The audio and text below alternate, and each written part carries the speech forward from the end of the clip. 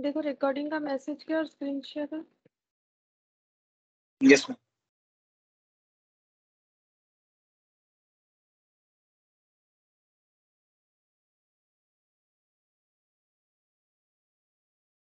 हम लोग ये वाला क्वेश्चन कर रहे थे, illustration.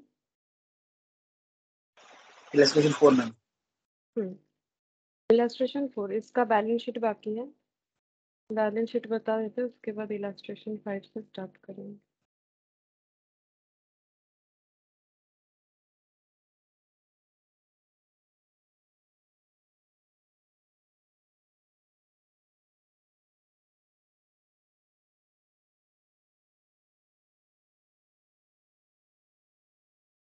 Balance sheet of rebuilt limited and reduced लिखना पड़ेगा। Balance sheet of rebuilt limited and reduced, ये लिखना ही पड़ेगा, and reduced as at 31 March 2001।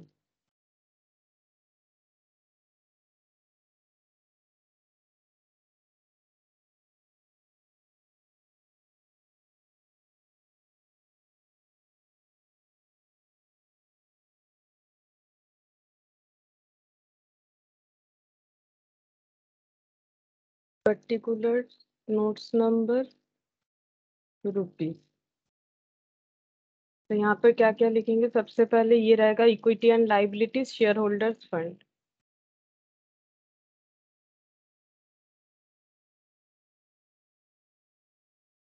Equity and liabilities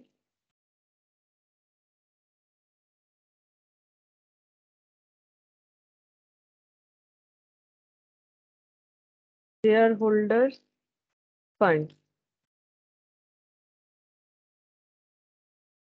share capital,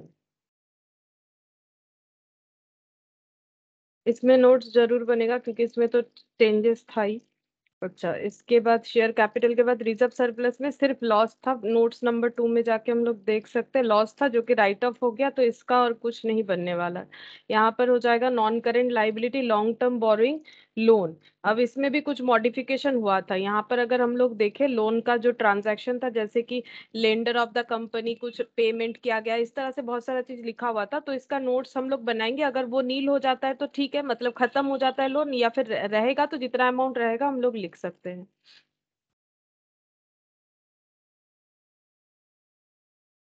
non current liability long term borrowing. .2 non current liabilities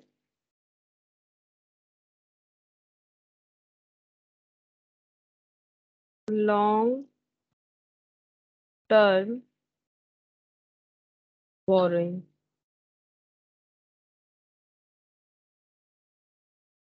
2। इसके बाद क्या है, करेंट लाइबिलिटी ट्रेड पेबल है, ट्रेड पेबल और अदर करेंट लाइबिलिटी, इसमें कोई भी चेंजेस नहीं था।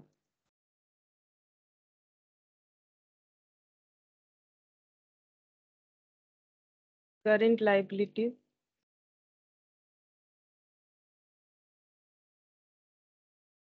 Trade payable other current liability.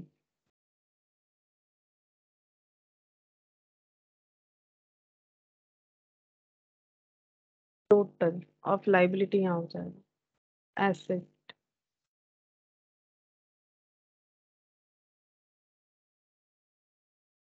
Assets non current asset.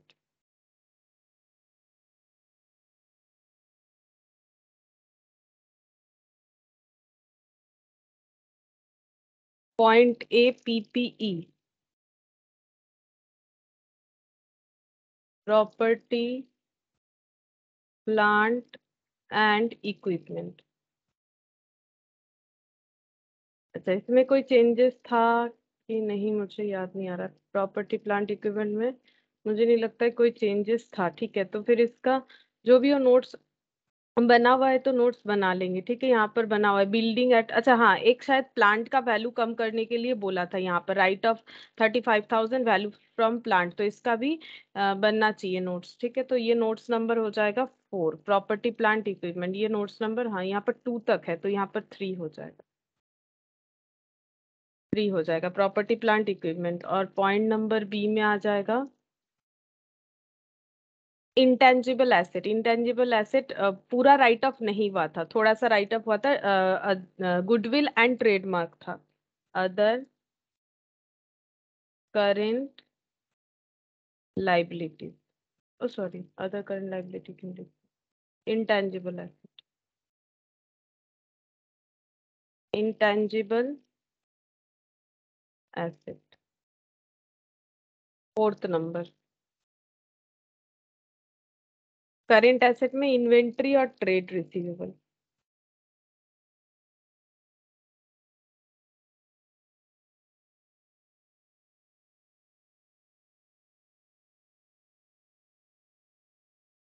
Inventory, inventories में तो कोई चेंजेस नहीं था, जैसा था वैसे ही रहेगा, मुझे जितना याद आ रहा है।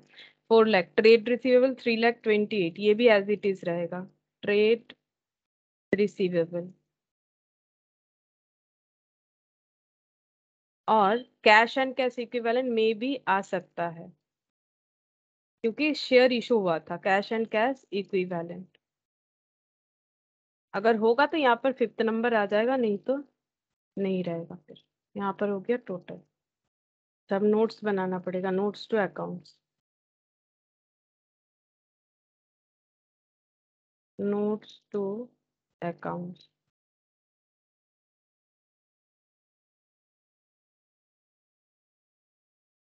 Notes number,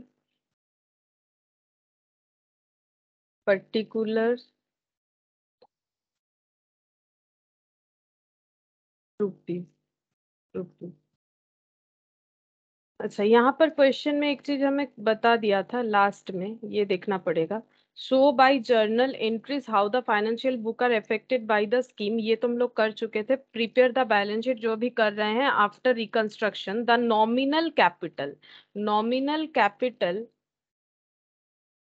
as reduced is to be increase to 6,50,000। बोल रहे हैं कि नॉमिनल कैपिटल जो है वो रिड्यूस होने के बाद इंक्रीज होके 6,50,000 होगा for preference share capital and 7,50,000 for equity share capital. मतलब ऑथराइज्ड कैपिटल का बात कर रहा है कि नॉमिनल टोटल कितना हो जाएगा, प्रेफरेंस 6,50,000 और इक्विटी 7,50,000, ये हमें कैलकुलेट करके दे दिया है, मतलब बता दिया है, तो हम लोग इतना ही लिखेंगे। तो यहाँ से देख के हमें ऑथराइज्ड लिखना पड़ेगा। तो नोट्स नंबर 1 यहाँ पर लिखेंगे शेयर कैपिटल, इसके अंडर लिखना पड़ेगा ऑथराइज्ड कैपिटल।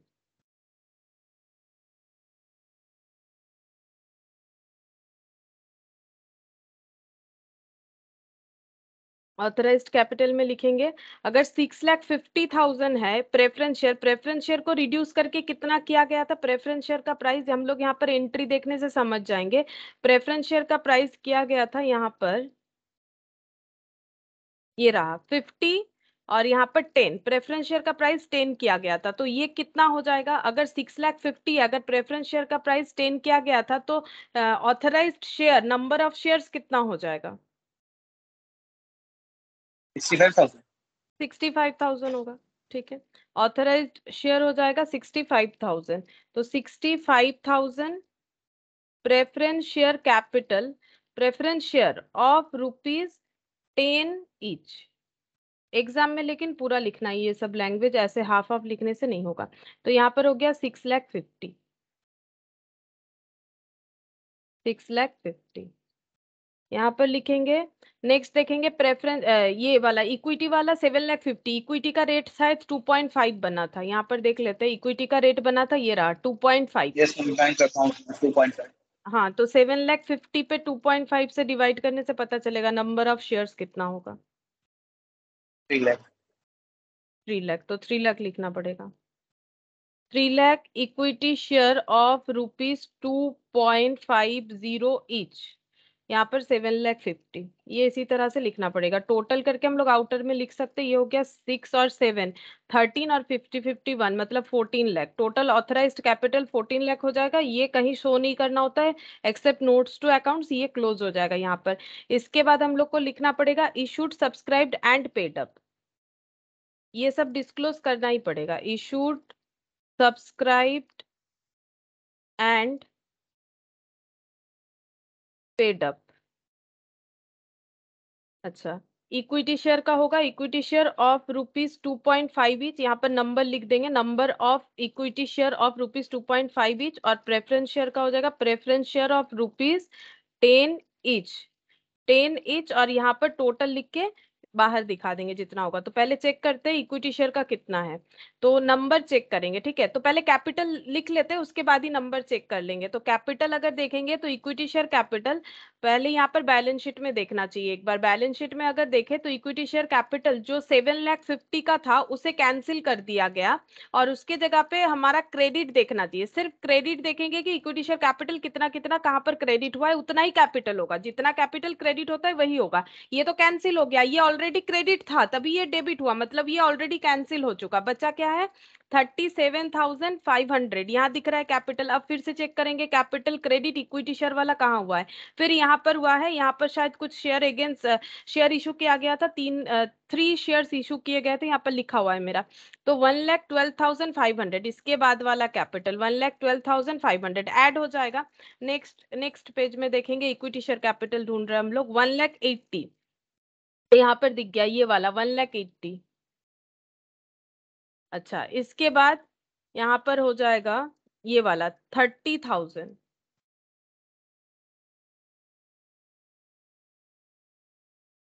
यहाँ पर हो गया 1 लाख।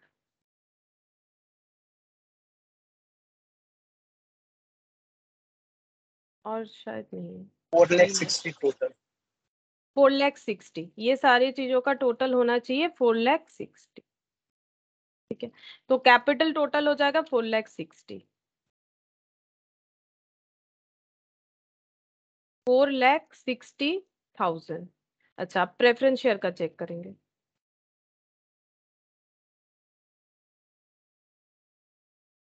प्रेफरेंस शेयर का चेक करते हैं। प्रेफरेंस शेयर का हो गया, यहाँ पर ये इक्विटी है, इक्विटी है, ये सब इक्विटी है। अच्छा, 4,80,000 का थर्ड वाले पॉइंट में 4,80,000 बस का थर्ड वाले में 4,80,000, हाँ 5% हाँ हाँ 4,80,000 प्लस यहाँ पर एक हुआ है 1,20,000, 1 लाख 20 फोर्थ वाले में। फिफ्थ वाले में यहाँ और कुछ नहीं है, यहाँ और कुछ नहीं है, बस ये दोनों। तो कितना हो जाएगा 4 लाख और 1 लाख, 5 लाख, और यहाँ पर 1 लाख, 6 लाख। ये हो गया 6 लाख, बस दो ही जगह पे मिला 6 लाख, कैपिटल हो जाएगा 6 लाख। लेकिन नंबर्स भी लिखना पड़ेगा। ठीक है, तो नंबर्स चेक करते हैं, नंबर्स कितना हो जाएगा। अगर 10 रुपए करके हैं सारे तो यहाँ पर कितना हो जाएगा 6 लाख डिवाइडेड बाई 10 कर दो, 60,000। 60,000 प्रेफरेंस शेयर ऑफ ₹10 ईच। और यहाँ पर है 4,60,000 डिवाइडेड बाई 2.5, क्योंकि सारे शेयर 2.5 के ही थे, तो 4,60,000 डिवाइडेड बाई 2.5 कितना होगा 1,84,000 1,84,000 1,84,000। ठीक है, ये मैट में गलत दिया हुआ है, यहाँ पर 1,80,000 कर रखा है, बट 1,80,000 करने से नहीं होगा, बाई चांस ये गलत है। अगर यहाँ देखोगे आंसर में शायद ये 1,80,000 देखा था मैंने, तो इसीलिए बता दिया, ये 1,84,000 ही होगा। ठीक है, अगर हम लोग इंडिविजुअली भी चेक करते नंबर तो भी 1,84,000 ही होगा। चेक करके एक बार दिखा देते हैं, देखो कैसे करके नंबर वाइज चेक करना चाहिए, वैसे भी हम लोग कर सकते हैं।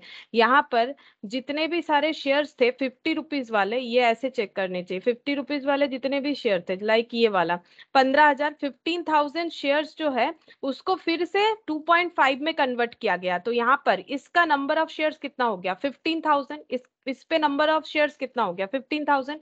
उसके बाद यहाँ पर शेयर इशू किया गया है 2.5 वाला शेयर, 3 शेयर इशू किया गया था जो एग्जिस्टिंग इक्विटी शेयर होल्डर थे उनके लिए, तो 45,000 शेयर इशू किया गया था, अगर याद है थोड़ा सा भी क्वेश्चन। तो 15,000 जो शेयर होल्डर थे उनको नया और भी एक एक शेयर के अगेंस्ट में 3 शेयर, ये देखो 3 शेयर अगेंस्ट ईच शेयर, तो 15,000 के अगेंस्ट में 3 शेयर यानी कितना हो जाएगा एक की जगह 3, तो 15,000 की जगह कितना हो जाएगा 45,000, उसी का इंटू 2.5 करके हम लोग का इतना आया था। ठीक है, तो ये हो गया। अब यहाँ पर देखो 2.5 का हम लोगों ने इक्विटी शेयर इशू किया था direct sorry preference share holder को, जिन्होंने अपना डिविडेंड जो है वो कॉम्प्रोमाइज किया था, और उसके बदले preference share as well as equity share लिया था उन्होंने। 1,80,000 हुआ था, और उनका इक्विटी शेयर लेने का जो कंसेप्ट था, उन्होंने 6 इक्विटी शेयर लिया था। ठीक है, 6 इक्विटी शेयर लिया था एक प्रेफरेंस शेयर के बदले, और प्रेफरेंस शेयर था टोटल 12,000, तो 12,000 के बदले कितना इक्विटी प्रेफरेंस शेयर वालों को इक्विटी शेयर इशू करना पड़ा होगा? 12,000 इंटू कितना हो जाएगा 6, 12,000 इंटू 6 तभी हो जाएगा। कितना होता है 12,000 इंटू 6? 72,000। 72,000 का 2.5 करके इतना आया हुआ था।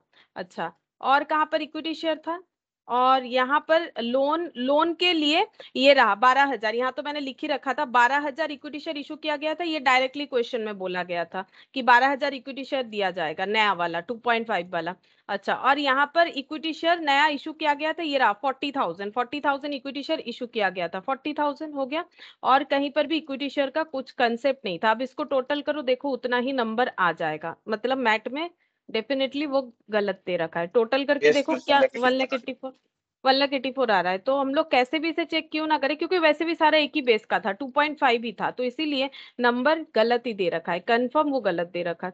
तो यहाँ पर हो गया, उसको ठीक करना पड़ेगा, मैट में एक बार ठीक करके रख सकते हो। तो ये हो गया। अच्छा, अभी ये टोटल हो जाएगा 4,60,000 और 6,00,000, 10,60,000। ये हम लोग नोट्स नंबर 1 में लिख सकते हैं, ये वाला लिखेंगे 10,60,000।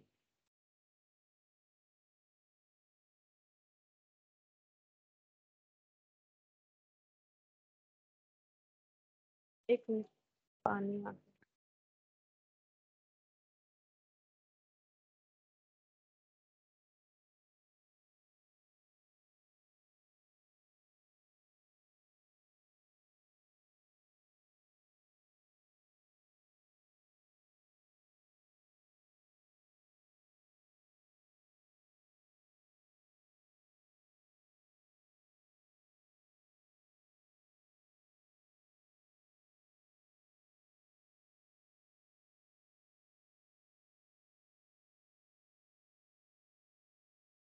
अच्छा, नेक्स्ट हो जाएगा long term boring.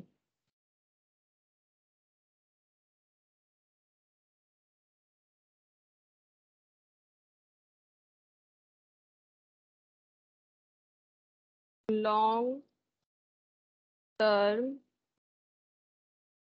Boring check करते इसमें क्या क्या था और क्या क्या एडजस्ट हो गया है। लॉन्ग टर्म बोरिंग में लोन था 5,73,000 का, और कुछ था नहीं, और कुछ नहीं था। अब इसमें क्या एडजस्टमेंट कुछ था कि नहीं चेक करना पड़ेगा। लोन 5,73,000, 5,73,000, तो कुछ एक लोन था। अभी अभी मैंने एंट्री में देखा कि एक लोन का था, जहां पर इक्विटी शेयर इशू हुआ है उसके अगेंस्ट में। तो यहाँ तो कुछ लोन नहीं दिख रहा है। यहाँ पर देखते हैं कुछ भी लोन, ये लोन इतना जो है, सेकंड लास्ट में 2,00,000 हाँ यहाँ भी हुआ है 1,50,000 का लोन, 1,50,000 का लोन कैंसिल यस हुआ मैम। है। और यहाँ पर एक 2,00,000, 2,00,000 2,00,000 का पेमेंट हुआ था, और 1,50,000 का इक्विटी शेयर इशू करके एडजस्ट किया गया था। लोन एडजस्ट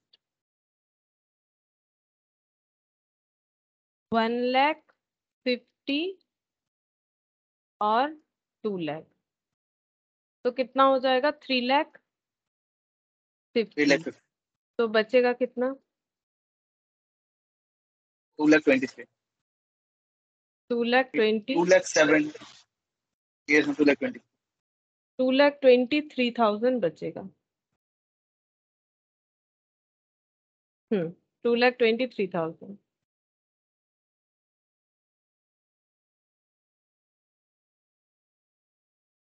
ट्रेड पेबल में कोई भी एडजस्टमेंट नहीं हुआ था, तो ट्रेड पेबल हम लोग एज इट इज लिख सकते हैं 2,07,000।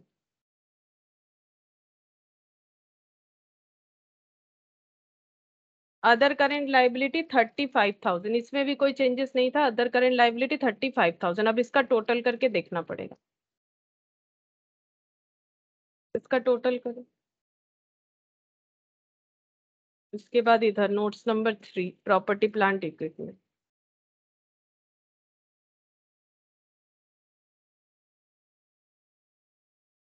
15,25,000. 15,25,000. 15,25,000. Property plant equipment intangible asset, तो पहले property plant equipment, property plant equipment,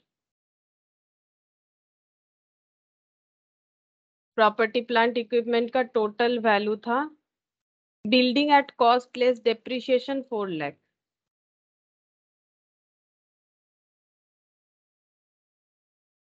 building at cost less depreciation 4 lakh,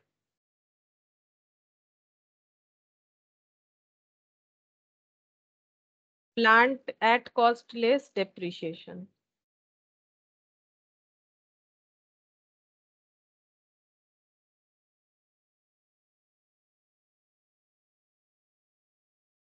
$2,68,000. 6,68,000 total less हो जाएगा, प्लांट का वैल्यू कम करने के लिए बोला गया था, बस यही एडजस्टमेंट था टेंजिबल में। Right of 35,000 value of plant, right of value of plant 35,000, तो वैल्यू बचेगा 6,33,000, 6,33,000. Intangible asset, fourth number.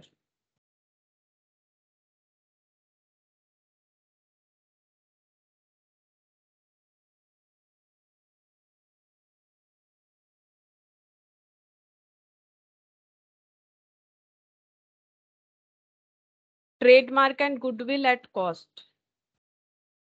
Trademark and goodwill at cost 3,18,000.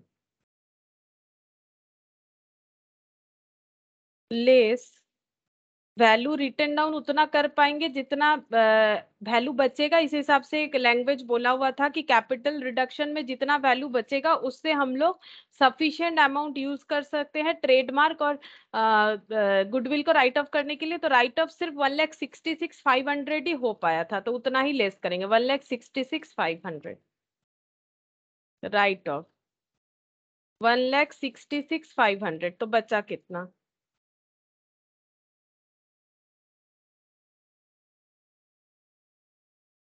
2,51,000। 1 lakh होगा ना? No, 1,51,500. तो 1,51,500।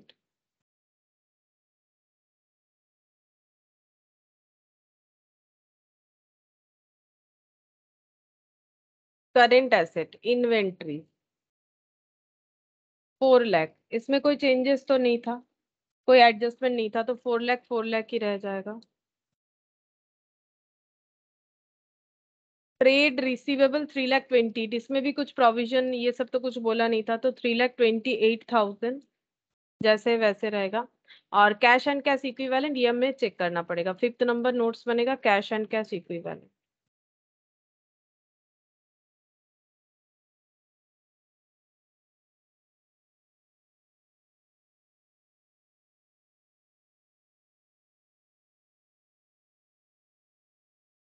यहाँ पर चेक करेंगे कहाँ कहाँ कैश का एंट्री हुआ है, कैश या बैंक। तो यहाँ पर कुछ यहाँ पर हुआ है बीइंग शेयर इशू करके आया है 1,12,500। तो यहाँ पर लिख लेते हैं 1,12,500 शेयर इशू करके आया है। नेक्स्ट देखते हैं, यहाँ पर नहीं बैंक तो नहीं हुआ, ये तो एडजस्ट हुआ है, ठीक है। Bank account debit to equity share, फिर से शेयर इशू करके आया इक्विटी शेयर, ये भी इक्विटी शेयर ही था, ये भी इक्विटी शेयर है, इक्विटी शेयर इशू करके आया है 1 लाख। अच्छा, loan to bank, loan paid हुआ है 2 लाख, लोन पे। अच्छा, और कुछ नहीं था बस। 4,12,500. तो ये लेस हो जाएगा। ये लेस होगा ना, नहीं, पे मैंने हुआ, पे हुआ है, लेस होगा 12,500. 12,500, तो इसको लिखेंगे issue from issue of equity share 1,12,500 plus from issue of equity share 1 lakh less loan repaid 2 lakh 12,500.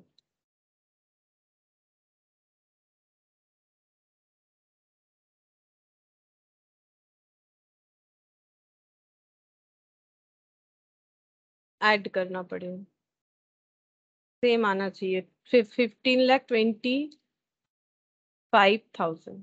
Check कर लो.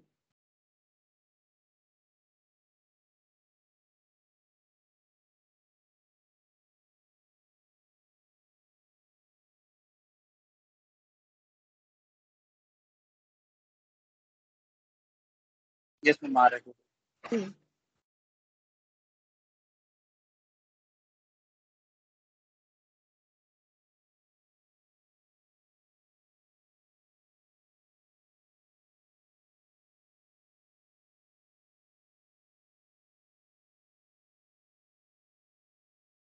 अच्छा, ये वाला क्वेश्चन देखो, कोई इलस्ट्रेशन 5. यहाँ पर क्या बोला है, repair limited is in the hands of a receiver for debenture holders who hold a charge on all asset except uncalled capital. ये रिपेयर लिमिटेड एक कंपनी है, ठीक है. ये बोल रहा है ये receiver is in the hands of a receiver for debenture holder, तो ये रिसीवर के अंडर है, ठीक है. अब रिसीवर क्या है बताएंगे. For debenture holder who hold a charge, मतलब डिवेंचर होल्डर जो है वो रिसीवर से रिलेटेड है, ये लैंग्वेज से समझ में आ रहा है. Who hold a charge on all asset except uncalled capital. Repair limited gives the following information as regards creditor as on 31 March 2001. Property plant equipment cost इतना है, एस्टिमेट किया गया 1,50,000. इसका वैल्यू जो है कम करके एस्टिमेट किया गया है. Cash in hand for receiver, फिर से रिसीवर आ गया. Charge under debenture uncalled capital, ये दे रखा है अनकॉल्ड कैपिटल. अच्छा, ये पूरा चीज ही समझाना पड़ेगा, रिसीवर क्या है, अनकॉल्ड कैपिटल क्या है. एक बार देख लेते हैं question. Deficiency 6,000 shares of 60 each, 30 paid up, first debenture, second debenture, unsecured trade payable. अच्छा, अब देखो यहाँ पर क्या बोल रहा है, ये रिसीवर क्या होता है, पहले ये समझ लेते हैं कि रिसीवर क्या होता है. तो एक्चुअली क्या होता है, जब कंपनी लॉस में जा रहा है या फिर वो अपना मतलब लॉस पूरा भी मतलब लॉस ही है मान लो, ठीक है, तभी तो इंटरनल रिकंस्ट्रक्शन होगा. एक्यूमुलेटेड लॉस कंपनी का बहुत ज्यादा हो चुका है, ठीक है. कंपनी जो है सरवाइव नहीं कर पा रही है, तो वो कहाँ से देगी, डिवेंचर होल्डर को वो कभी भी उसका इंटरेस्ट वगैरह नहीं दे सकती है, ठीक है. अब डिवेंचर होल्डर को पहले ही पता चल जाएगा, क्यों, जब कंपनी बार बार बोलेगी कि हम इस बार का इंटरेस्ट नहीं दे पा रहे, ठीक है. प्रॉफिट जब था तब भी कंपनी नहीं दे पा रही थी, क्योंकि बाकी चीज पे करते करते वो पागल हो जा रही थी, ठीक है. उसके पास उतना पैसा नहीं था. मतलब सीधा बात है, अगर इरेगुलरिटीज देखने को मिल रहा है तो वो सिर्फ डिवेंचर होल्डर को नहीं, सभी को देखने को मिलेगा. क्रेडिटर को भी अपना पैसा नहीं मिल रहा होगा, बैंक में लोन है तो उनको भी इंटरेस्ट वगैरह रीपे नहीं हो रहा होगा सही टाइम पे, ठीक है. मतलब सीधा बात है कि अगर इरेगुलरिटीज देखने को मिल रहा है, ठीक है, इरेगुलरिटीज इरेगुलरिटीज दिख रहा है किसको, डिवेंचर होल्डर को. किस बात का, कि उनको उनका जो इंटरेस्ट वगैरह कंपनी ने बोला था दे देंगे वो सब नहीं दिख रहा है उनको, ठीक है. तो डिवेंचर होल्डर को क्या होता है, डाउट हो जाता है कि ये कंपनी तो अब मुझे नहीं लगता है कि ये कंपनी चलने वाली या फिर हमें हमारा पैसा वैसा मिलेगा, ठीक है. इनको इनसिक्योर फील होना स्टार्ट हो जाता है, डाउट हो जाता है कि जो भी पैसा इन्होंने कंपनी में दिया है एज ए लोन वो रिकवर हो भी पाए या नहीं हो पाए. तो वो क्या कर सकते हैं, वो अपॉइंट कर सकते हैं, ठीक है. वो क्या अपॉइंट कर सकते हैं, वो अपॉइंट कर सकते हैं रिसीवर, ठीक है. रिसीवर को अपॉइंट कर सकते हैं. तो रिसीवर कौन है, रिसीवर हो जाता है representative of debenture holder, representative of debenture holder.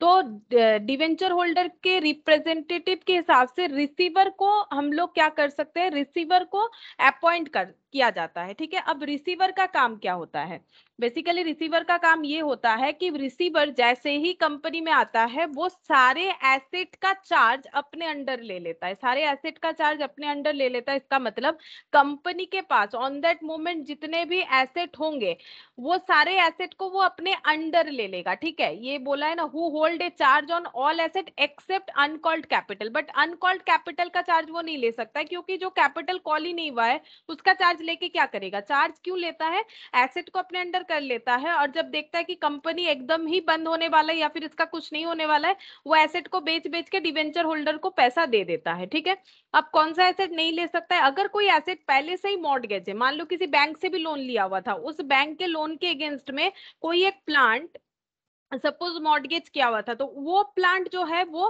Receiver अपने अंडर नहीं ले सकता है for the purpose of debenture holder. सिर्फ वही सारे एसेट को वो ले सकता है जो पहले से किसी और के लिए मॉर्टगेज नहीं है, वो सारे एसेट को वो क्या कर सकता है, अपने अंडर ले सकता है। ठीक है, अपने अंडर लेके वो क्या करेगा, सेल कर देगा। ठीक है, तो मतलब मैटर कुछ इस तरह से हो जाएगा। हम एक बार छोटा सा यहाँ बता देते हैं क्योंकि रिसीवर नहीं पता चलने से ये क्वेश्चन करके कोई फायदा भी नहीं।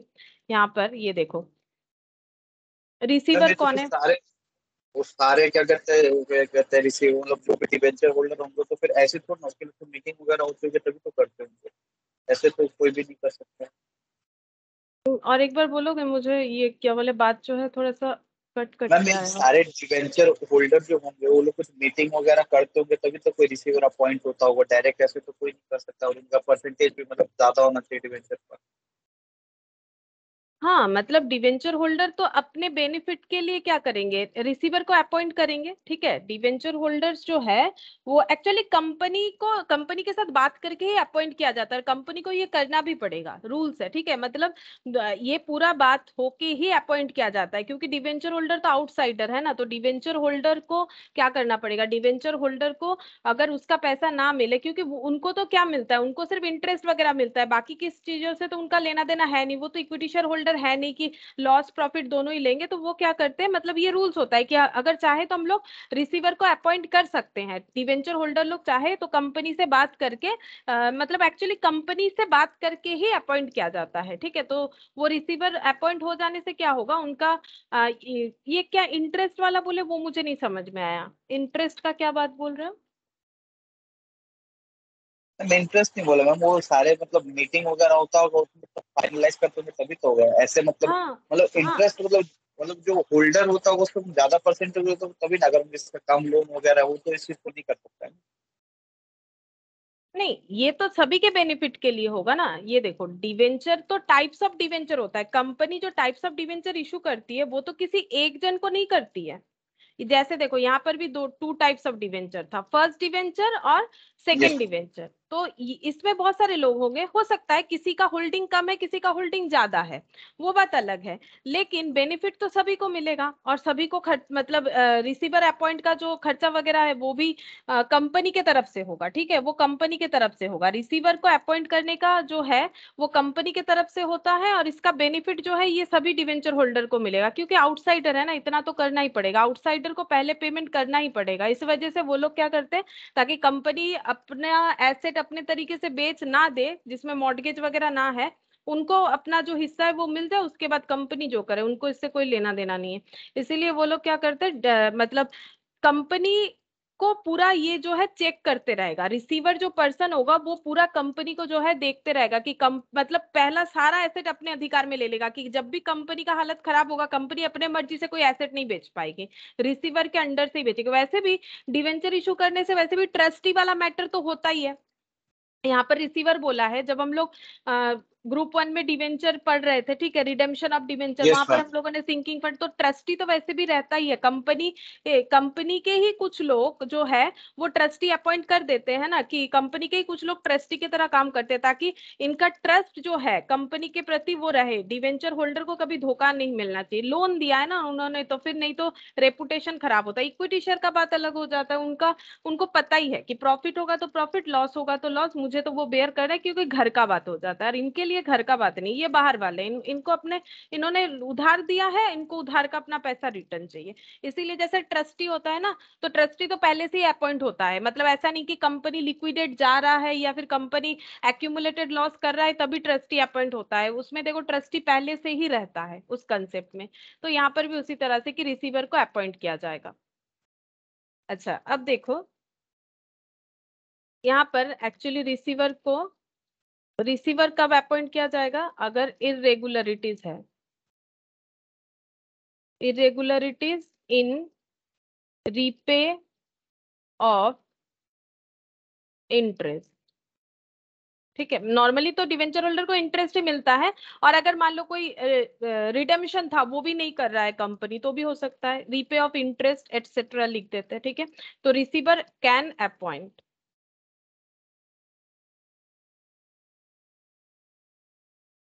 ठीक है, अच्छा ये कौन होते हैं, ये होते हैं रिप्रेजेंटेटिव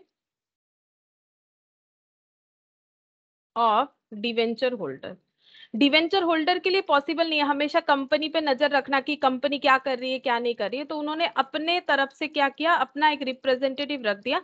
अब इनका क्या काम क्या होता है, आते ही ये कंपनी के जितने भी एसेट है, पहले बैलेंस शीट में देख लेंगे क्या क्या एसेट है। ठीक है, बैलेंस शीट में जितने भी फिक्स्ड एसेट, जैसे लैंड बिल्डिंग हो सकता है, ठीक है, फिक्स्ड नहीं करंट भी हो सकता है। ठीक है, लैंड बिल्डिंग हो गया, प्लांट मशीनरी हो गया, फर्नीचर फिक्सचर हो गया, स्टॉक वगैरह हो गया। ठीक है, ये सब एसेट को ये लोग क्या करेंगे, मतलब ये जो रिप्रेजेंटेटिव है वो क्या करेगा, अपने अंडर ले लेगा। ठीक है, ये अपने अंडर ले लेगा सारा। ठीक है, कौन सा नहीं ले पाएगा, जैसे मान लो ये प्लांट मशीनरी या फिर कुछ और एक एसेट देख लेते हैं, जैसे कि सपोज मान लो, और क्या होगा फिक्स्ड एसेट में, चलो लैंड बिल्डिंग का ही देख लेते हैं। सपोज यहाँ पर जो लैंड बिल्डिंग है या फिर फर्नीचर फिक्सचर, मान लो फर्नीचर फिक्सचर ऑलरेडी क्या है, प्लेज किया हुआ है, प्लेज या फिर मॉर्गेज जो भी बोलो। ठीक है, प्लेज किया हुआ है कहां पर, against bank loan, against bank loan. तो कंपनी ने बैंक से भी लोन ले रखा है, और अगर बैंक लोन के एगेंस्ट में फर्नीचर फिक्सचर ऑलरेडी प्लेज किया हुआ है, तो फिर ये वाला वो अपने अंडर नहीं ले सकता है, क्योंकि इस पे तो बैंक का है,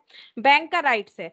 तो सिर्फ वही सारा ले सकेगा जिसपे कोई मॉर्गेज वगैरह बना हुआ नहीं है, मतलब पहले से किसी ने चार्ज नहीं कर रखा है, इसको तो चार्ज ही बोलते, चार्ज नहीं कर रखा है। और अगर कभी भी इसको लगे कि अब ये सब बेच देना चाहिए, कंपनी आगे और किसी भी हालत में नहीं जा सकती, तो ये लोग बेच देंगे। ठीक है, रिप्रेजेंटेटिव बेच देंगे, बेचने से पैसा आ जाएगा इनके पास। ठीक है, और पैसा जो आ जाएगा सेल कर देंगे, सेल करने से जितना भी अमाउंट आएगा उससे डिवेंचर होल्डर को पे कर दिया जाएगा, डिवेंचर होल्डर को वो लोग पे कर देंगे जो भी उनका होगा। और पे करने के बाद बाई चांस अगर कुछ बच जाता है, ठीक है, नहीं भी बच सकता है, हो सकता है बेचने के बाद डिवेंचर होल्डर को ही पूरा नहीं पड़ा, हो सकता है। लेकिन अगर बच जाता है तो क्या करेंगे, देखो अगर एकदम 100 रुपए मिला, डिवेंचर होल्डर को 100 ही देना था, बात खत्म, जो पैसा मिला डिवेंचर होल्डर को दे दो। या फिर हम लोग को 100 मिला, डिवेंचर होल्डर को 120 देना है, तो 20 उनका लॉस हो गया।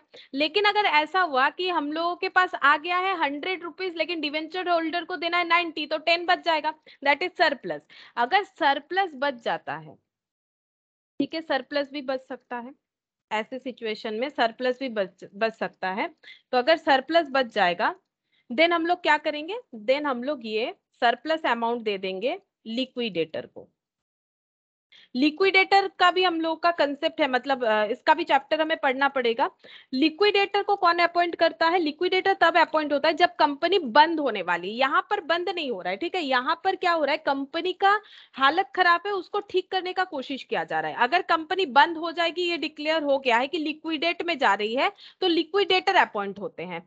तो जो बच जाएगा फिर वो लिक्विडेटर के हाथ में हैंड ओवर कर दिया जाता है, क्योंकि लिक्विडेशन का प्रोसेस जो है वो लिक्विडेटर के थ्रू से करवाया जाता है। और लिक्विडेटर को अपॉइंट करता है सेंट्रल गवर्नमेंट। ठीक है, कंपनी के लिए लिक्विडेटर को अपॉइंट करता है सेंट्रल गवर्नमेंट। तो ये लिक्विडेटर जो है उनको ये पेमेंट जो है बचा हुआ पेमेंट बोल रहे हैं, सॉरी, जो बचा हुआ अमाउंट है वो इनको हैंड ओवर कर दिया जाएगा, क्योंकि लिक्विडेटर अब क्या करेगा, उस पैसे से उसका जो भी पेमेंट वगैरह है कर देगा, डिवेंचर होल्डर का पेमेंट तो खत्म हो गया। अगर बचेगा तो मतलब क्या, डिवेंचर होल्डर पूरा पूरी कैंसिल हो गया इस हिसाब से। तो ये हो गया, इस लाइन का मतलब ये होता है, repair limited is in hands of receiver, receiver के हाथ में चला गया है for debenture holder, debenture holder के लिए सिर्फ, देखो और इनका किसी से लेना देना नहीं है, ये सिर्फ डिवेंचर होल्डर के ही रिप्रेजेंटेटिव है और किसी के नहीं है। ठीक है, who hold a charge on all asset, जो सारे एसेट पे अपना चार्ज कर लिया है, मतलब अपने अंडर कर लिया है, except uncalled capital, uncalled capital capital मतलब ये वाला 1,80,000, मतलब कुछ पैसा शायद कंपनी ने अभी तक कॉल नहीं किया है, इसको बोलेंगे अनकॉल्ड कैपिटल। चेक कर लेते हैं क्या ऐसा कुछ अमाउंट है।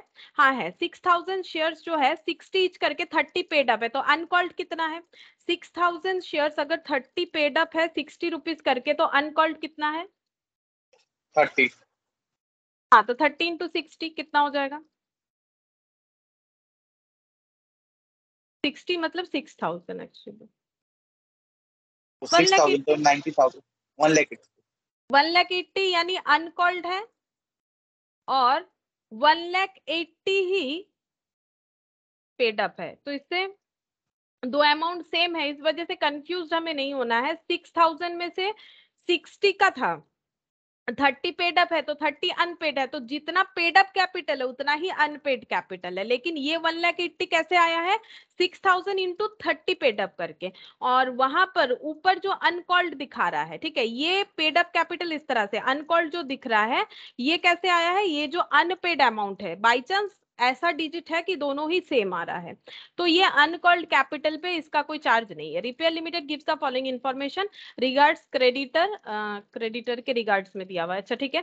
As regards creditor on 31 March 2001 property plant equipment 3,90,000 का कॉस्ट था, बट उसको वैल्यू किया गया 1,50,000 cash in hand of the receiver, मतलब रिसीवर के पास कितना पैसा आया है?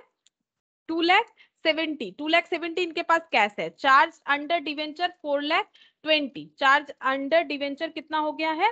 4,20,000। अच्छा, अनकॉल्ड कैपिटल कितना है? 1,80,000। अच्छा, अब देखते हैं यहाँ पर डेफिशिएंसी ये क्या है बताएंगे। ये 6,000 भी बता दिया। फर्स्ट डिवेंचर मतलब वही डिवेंचर, फर्स्ट डिवेंचर मतलब नाम होता है, डिवेंचर का टाइप होता है, जैसे कि रैंक दिया जाता है फर्स्ट सेकंड।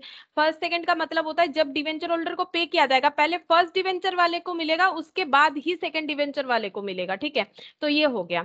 अच्छा, अनसिक्योर्ड ट्रेड पेबल 4,50,000। अब इसके बाद हमें ना नीचे इंटरनल रिकंस्ट्रक्शन करने बोला है, बट इसमें हमारे पास प्रॉपर जो है बैलेंस शीट नहीं बना हुआ है, ठीक है, तो हमें समझ में नहीं आएगा कि किस तरह से क्या हो रहा है, तो हम लोग एक रफली बैलेंस शीट बना लेंगे, जिसको हम शेड्यूल 3 के हिसाब से नहीं बना रहे, क्योंकि ये तो रफ बैलेंस शीट है। खुद के समझने के लिए हम यहाँ पर नॉर्मल एक टी शेप में बैलेंस शीट बना लेते हैं, और जो भी इंफॉर्मेशन है उसको यहाँ पर पुट कर लेते हैं, ठीक है। तो एक रफ बैलेंस शीट बना रहे हैं। देखो हम लोगों के पास क्या क्या है, इस इंफॉर्मेशन से हमें लिखना पड़ेगा। पीपीई है, इसको कितना लिखना पड़ेगा? हमेशा बुक वैल्यू लिखेंगे, बैलेंस शीट में क्या लिखा जाता है? बुक वैल्यू, ये तो रीवैल्यूड अमाउंट है 3,90,000। अच्छा, यहाँ पर क्या है? कैश इन हैंड, कैश है 2,70,000,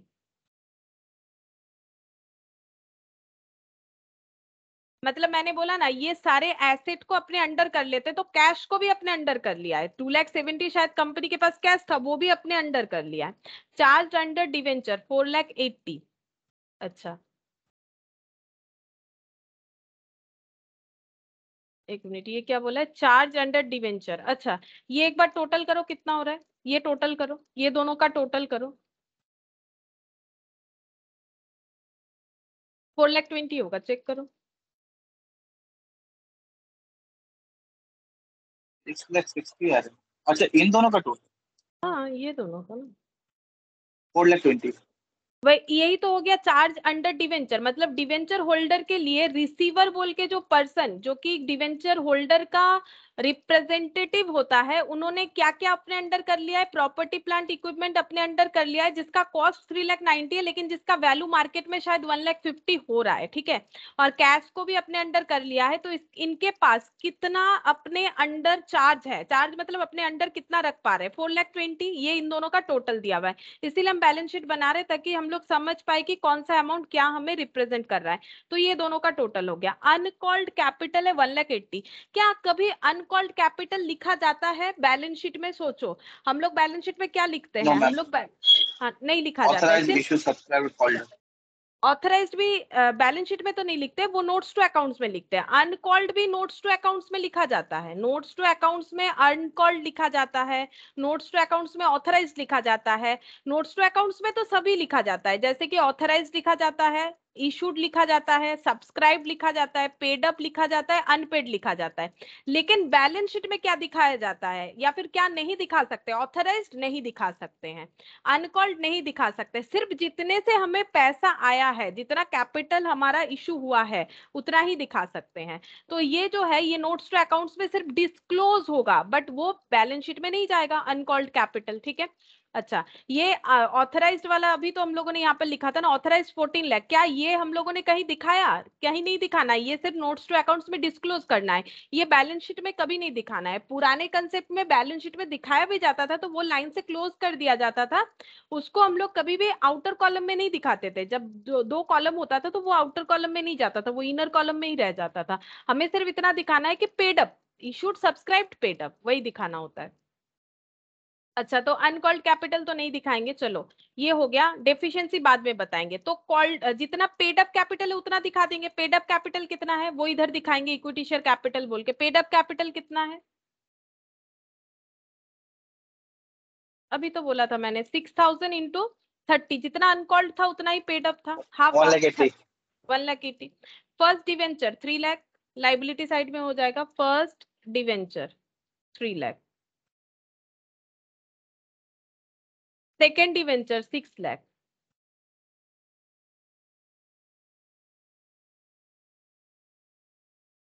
unsecured trade payable 4,50,000, unsecured trade payable 4,50,000।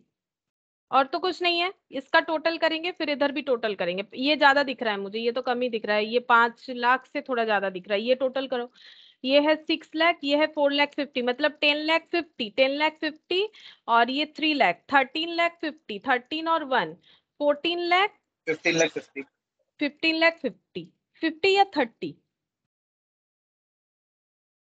30 हो रहा है, 3 लाख आ 5, रहा है। 15,30,000 आ रहा है, देखो एक बार ठीक से। 80 और ये इसमें 50, 15,30,000, वही तो हाँ बोल रहा हूँ, 15,30,000।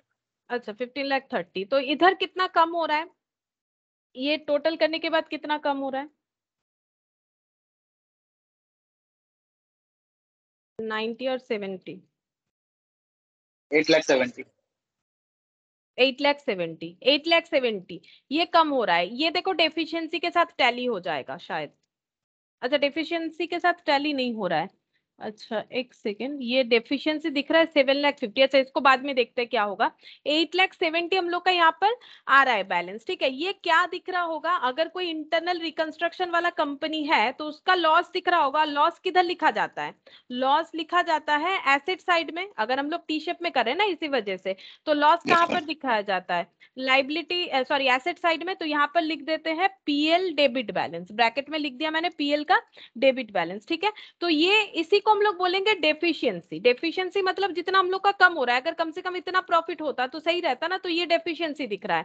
अब ये डेफिशिएंसी यहाँ पर कम क्यों दिख रहा है वो हम बाद में बताते हैं, ठीक है। ये हो गया हम लोग का डेफिशिएंसी। तो देखो पूरा ये चीज हमें समझ में आ गया। प्रॉपर्टी प्लांट इक्विपमेंट का ये वैल्यू था, कैश इतना था, ये दोनों चीज रिसीवर ने अपने अंडर कर लिया, टोटल इतने का चार्ज अपने अंडर ले लिया, ठीक है। अच्छा, अब इसके बाद 1,80,000 का अनकॉल्ड कैपिटल था, डेफिशिएंसी ये रहा 1,80,000 का कॉल्ड अप मतलब पेड अप कैपिटल, डिवेंचर और अनसिक्योर्ड ट्रेड पेबल, ठीक है। ये सब मिला के हम लोग का अमाउंट हो गया टोटल इधर बैलेंस शीट का इतना, ठीक है। और डेफिशिएंसी आ रहा है 8,70,000, ठीक है। डेफिशिएंसी आ रहा है 8,70,000। अच्छा, 8,70,000 है तो इसमें एक सेकेंड, ये 7,50,000 क्यों है बताते हैं, एक मिनट। कितना कम हो रहा है?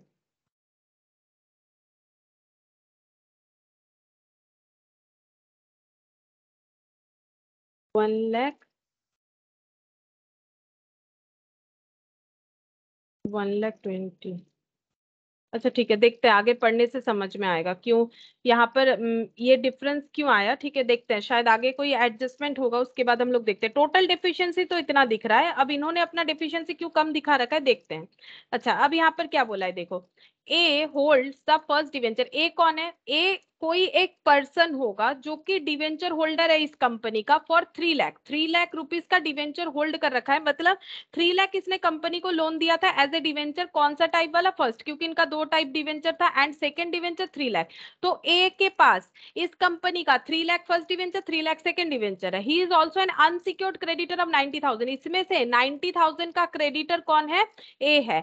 B hold second debenture for 3 lakh and is unsecured trade payable for 60,000। तो ये हमें ए बी बोल के दो पर्सन है, उनका डिटेल्स बताया है। देखो ए एक पर्सन है, ये सपोज मिस्टर ए है, इन्होंने इस कंपनी में फर्स्ट डिवेंचर ले रखा है कितने का? 3 लाख का। मतलब ये पूरा का पूरा 3 लाख का डिवेंचर जो है ये मिस्टर ए का ही है। और सेकंड डिवेंचर 6 लाख में से 3 लाख मिस्टर ए का है और 3 लाख देखो बी का है। मतलब इन दोनों का मिला के 3 लाख है। और जो ट्रेड पेबल है वो कितना है? 60 और 90। मतलब ट्रेड पेबल इनके अलावा भी किसी और का भी है। मतलब क्रेडिटर सिर्फ ये नहीं है, कोई और भी है, लेकिन डिवेंचर होल्डर सिर्फ ये दोनों ही है। मिस्टर ए जो कि फर्स्ट डिवेंचर पूरा ही इनका दिया हुआ है, पूरा लोन ही इन्होंने दिया है फर्स्ट डिवेंचर का। और सेकंड डिवेंचर का जो लोन है उसमें दो पार्टी है, ए और बी। ये हमें बताया गया है। आगे क्या बोला है देखते हैं। यहाँ पर बोल रहा है कि the following scheme of reconstruction is proposed. अब रिकंस्ट्रक्शन का स्कीम क्या बोला है? A is to cancel 2,10,000 of the total डेप्ट ओइंग टू हिम। ए का जितना भी टोटल डेप्ट है उसमें से 2,10,000 वो करना चाहते हैं कैंसिल। ठीक है, तो इनका टोटल डेप्ट कितना है? ए का 3 लाख फर्स्ट डिवेंचर, ठीक है, सेकेंड डिवेंचर 3 लाख और ये जो ट्रेड पेबल है 90,000। तो टोटल कितना हो जाएगा? प्लस 90,000, टोटल कितना हो जाएगा? 6 लाख 90,000। 6 लाख 90,000 हुआ कि नहीं? 3 lakh first debenture, 3 lakh second debenture, sorry yes 3 ma'am. Lakh second debenture और 90,000 क्रेडिटर। ये वाला बी का है, मैंने गलती से ये 3 लाख ले लिया, 339। तो ये हो गया 6 लाख 90। अब इसमें से वो 2,10,000 कैंसिल करवाना चाहते हैं, तो कैंसिल करवा दो। मतलब 2,10,000 का बेनिफिट हो जाएगा कंपनी को कैपिटल रिकंस्ट्रक्शन में। तो बचा कितना? 2,10,000 अगर 4 कैंसिल लाख करवा 80। 4,80,000, ठीक है। 2,10,000 का कैंसिल करवाना चाहते तो ये अमाउंट चला जाएगा कैपिटल रिडक्शन में। उसके बाद क्या बोला है यहाँ पर? टोटल डेप्ट owing to him to bring 30,000 in cash. अब ये कैश लाने वाले हैं and to take first debenture in cancellation of those already issued to him for 5,10,000 in satisfaction of all his claim. तो इनका क्लेम बचता कितना है? 2,10,000 अगर क्लेम इनको करना नहीं है, टोटल क्लेम इनका 6,90,000 था, उसमें से 2,10,000 ये खुद बोल रहे हैं मुझे 2,10,000 का क्लेम नहीं करना है, हम कैंसिल करना चाहते हैं। तो इनका क्लेम कितना बचता है? 4,80,000।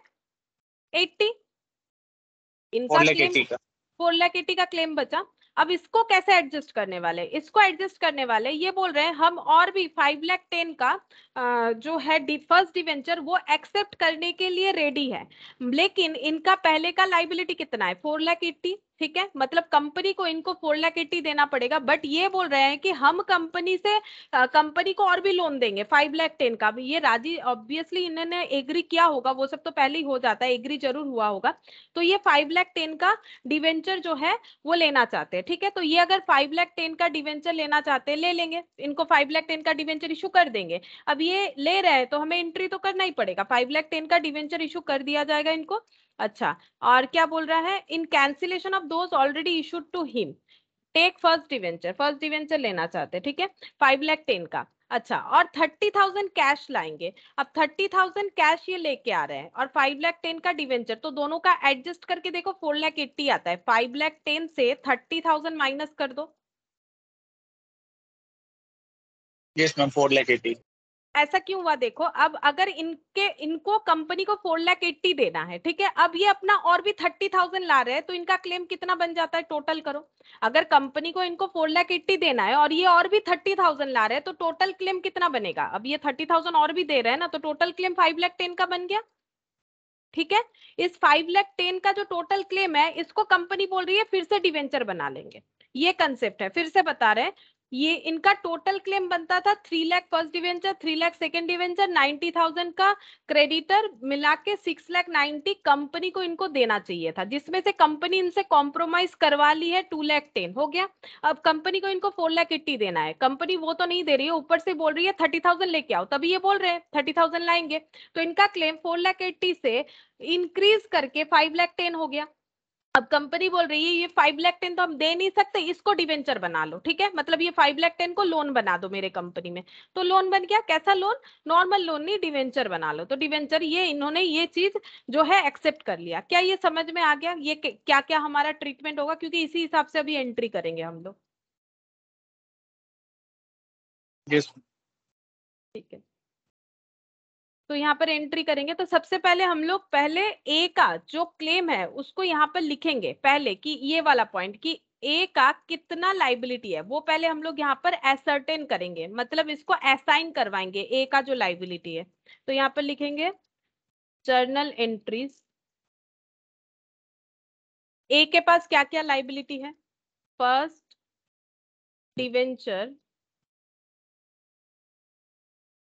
अकाउंट डेबिट, हम क्या कर रहे हैं, ए के अकाउंट में सारे लाइबिलिटी को क्रेडिट कर रहे हैं। Second debenture account debit, unsecured debenture account debit to A's account, ठीक है। ए के अकाउंट में ए को क्रेडिटर बना रहे, मतलब ए को जो है, ये ए को हम लोग लाइबिलिटी बना रहे हैं। ए वैसे भी हमारा लाइबिलिटी था, लेकिन जब डिवेंचर इशू हुआ था तब ऑब्वियसली एंट्री हुआ था bank account debit to debenture, ठीक है।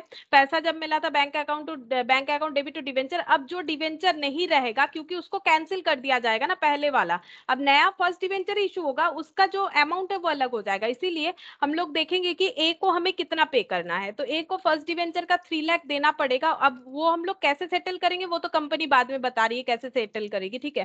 सेकंड डिवेंचर था 3 लाख, ये कैंसिल हो जाएगा, जो पुराना डिवेंचर था फर्स्ट सेकंड ये सब कैंसिल हो जाएगा।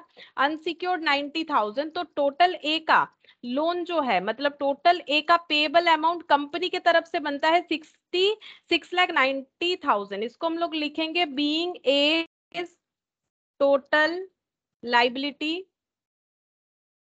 एसर्टेन, मतलब हम लोगों ने कैलकुलेट कर लिया कि ए का टोटल लाइबिलिटी कितना है। अब ए का लाइबिलिटी कैसे हम लोग रीपे कर रहे हैं वो देखेंगे, ठीक है। तो ए पहले तो कुछ लाइबिलिटी जो है वो अपना कैंसिल कर रहा है, तो A's account debit to capital reduction कितना कैंसिल कर रहा है, 2,10,000।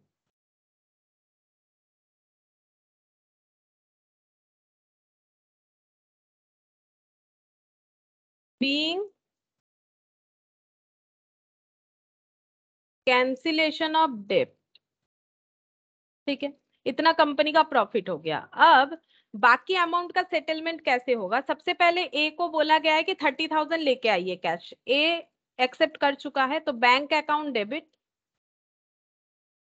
30,000 टू एज अकाउंट 30,000, ठीक है।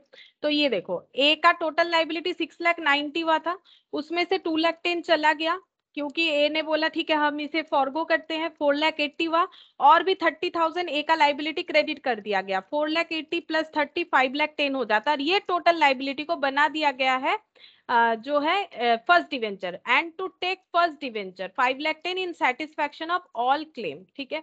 तो अब इसका एंट्री क्या होगा बताओ, अगर पूरा जो क्लेम बन रहा है, अभी पूरा क्लेम कितना बन रहा है, सिंपल है, पहले कितना था 6,90,000, कितना रिड्यूस हुआ 2,10,000, 6,90,000 टोटल क्लेम बनना, 2,10,000 का कैंसिल हो गया, बचा कितना 4,80,000, और भी कितने का क्लेम एक्सेप्ट 30, और भी 30 एक्सेप्ट हो गया, 30,000 तो 5,10,000, ठीक है। अब ये टोटल लाइबिलिटी के अगेंस्ट में ये क्या एक्सेप्ट करने वाले हैं, फर्स्ट डिवेंचर, तो डिवेंचर एक्सेप्ट करने से एंट्री क्या होगा, डिवेंचर एक्सेप्ट करने से एंट्री क्या होगा, बैंक पैसा तो नहीं मिल रहा है, डिवेंचर इशू करके पैसा तो नहीं मिल रहा है, पैसा तो जा रहा है, पैसा जा भी नहीं रहा है, एक सेटलमेंट हो रहा है, पुराने लाइबिलिटी के साथ नया लाइबिलिटी सेटल हो रहा है, और कुछ नहीं। पुराना लाइबिलिटी 6,90,000 का था, उसमें से ए को कैसे भी मतलब कुछ भी रिक्वेस्ट वगैरह करके 2,10,000 भूल जाने के लिए बोले, ए बोला ठीक है हम भूल जाते हैं, हम मान लेते हैं मेरा लाइबिलिटी 4,80,000 है, फिर ए को बोला आप 30,000 लेके आइए, ए बोला ठीक है हम 30,000 लेके आते हैं, तो मेरा टोटल लाइबिलिटी 5,10,000 बन रहा है। अब क्या करे, कंपनी बोल रही मेरे पास तो पैसा वैसा है नहीं कि मैं 5,10,000 आप लोगों को पे कर दूं, ए को नहीं पे कर सकती, अगर पे करी पाती तो 6,90,000 पे कर देती, इतना कुछ का जरूरत नहीं था। अब कंपनी बोल रही है इसको हम फिर से लोन बना देंगे। ये रहा नॉर्मल डिवेंचर इशू का एंट्री क्या होता है, बैंक टू क्या होता है, bank to percentage of debenture. Bank to यहाँ पर नाम है first debenture, bank to first debenture होता। तो कितना होता है अमाउंट 5,10,000, क्योंकि 5,10,000 का ही फर्स्ट डिवेंचर एक्सेप्ट करने के लिए बोला है। इसका मतलब होता है कि डिवेंचर इशू करके इतना पैसा आ गया, डिवेंचर तो इशू हुआ, नया डिवेंचर, पैसा तो नहीं आया। इसके जगह क्या सेटल किया हम लोगों ने, ए का पुराना लाइबिलिटी को हम लोगों ने नए डिवेंचर में ट्रांसफर कर दिया। तो यहाँ पर ए का लाइबिलिटी जो 5,10,000 का था वो डिवेंचर में चला गया, ठीक है, क्योंकि हम लोगों ने पहले लाइबिलिटी बुक किया था ना। अब ए का लाइबिलिटी यहाँ पर क्या हो जाएगा, डेबिट कर देंगे, एज अकाउंट को डेबिट कर देंगे, ठीक है। ए अकाउंट को डेबिट कर दिया, टोटल लाइबिलिटी जो हम लोगों ने यहाँ टोटल जोड़ दिया था इंक्लूडिंग जो है अनसिक्योर्ड, ये मैंने डिवेंचर गलती से लिख दिया है, ये हो जाएगा ट्रेड पेबल, ठीक है। Unsecured trade payable, total liability जो था उसको कैंसिल करके उसको डिवेंचर में कन्वर्ट कर दिया, ये एंट्री होगा इसलिए। एज अकाउंट टू हाँ, A's account debit to first debenture, debenture तो इशू हुआ ही है लेकिन पैसा तो नहीं आया। उसकी जगह क्या हुआ, ए का लाइबिलिटी जो हम लोगों ने टोटल किया था वो कैंसिल होके ए को डिवेंचर हम लोगों ने डिवेंचर होल्डर बना दिया, फिर से डिवेंचर होल्डर बना दिया। अब ए हाँ बोला होगा तभी ऐसा कंपनी कर सकती है, अदरवाइज तो नहीं कर सकती है। टू फर्स्ट डिवेंचर,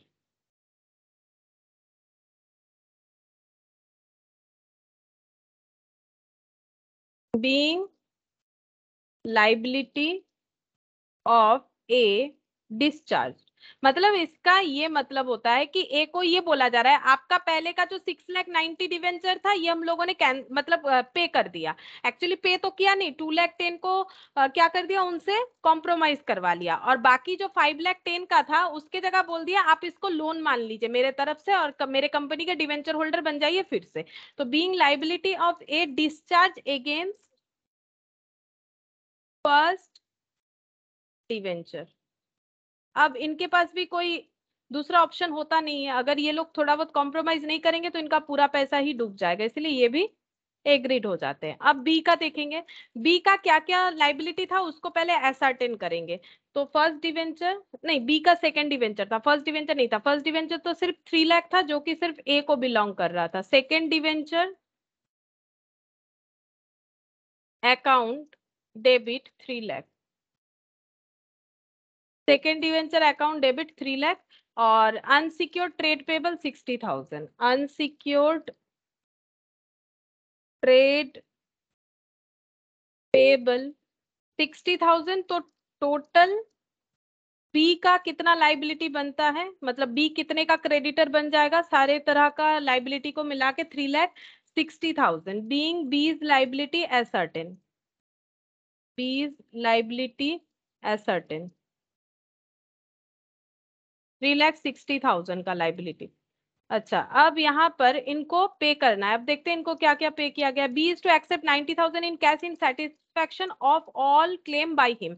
तो बी ने क्या मान लिया, बी ने माना है मुझे 90,000 दे दो और हम मेरा पूरा क्लेम खत्म कर देंगे, ठीक है। तो बी को अगर 90,000 देंगे तो कंपनी की तरफ से पहले तो टू बैंक हो जाएगा 90,000 का, ठीक है, और बी का सारा क्लेम ही कैंसिल हो जाएगा, तो बीज अकाउंट डेबिट हो जाएगा कितना, 3,60,000 से। और कंपनी को कितने का फायदा हुआ, फिर 90,000 देके पूरा ये सेटल करवा लिया कंपनी, तो कंपनी को कितने का फायदा हुआ, माइनस करने से ही पता चलेगा।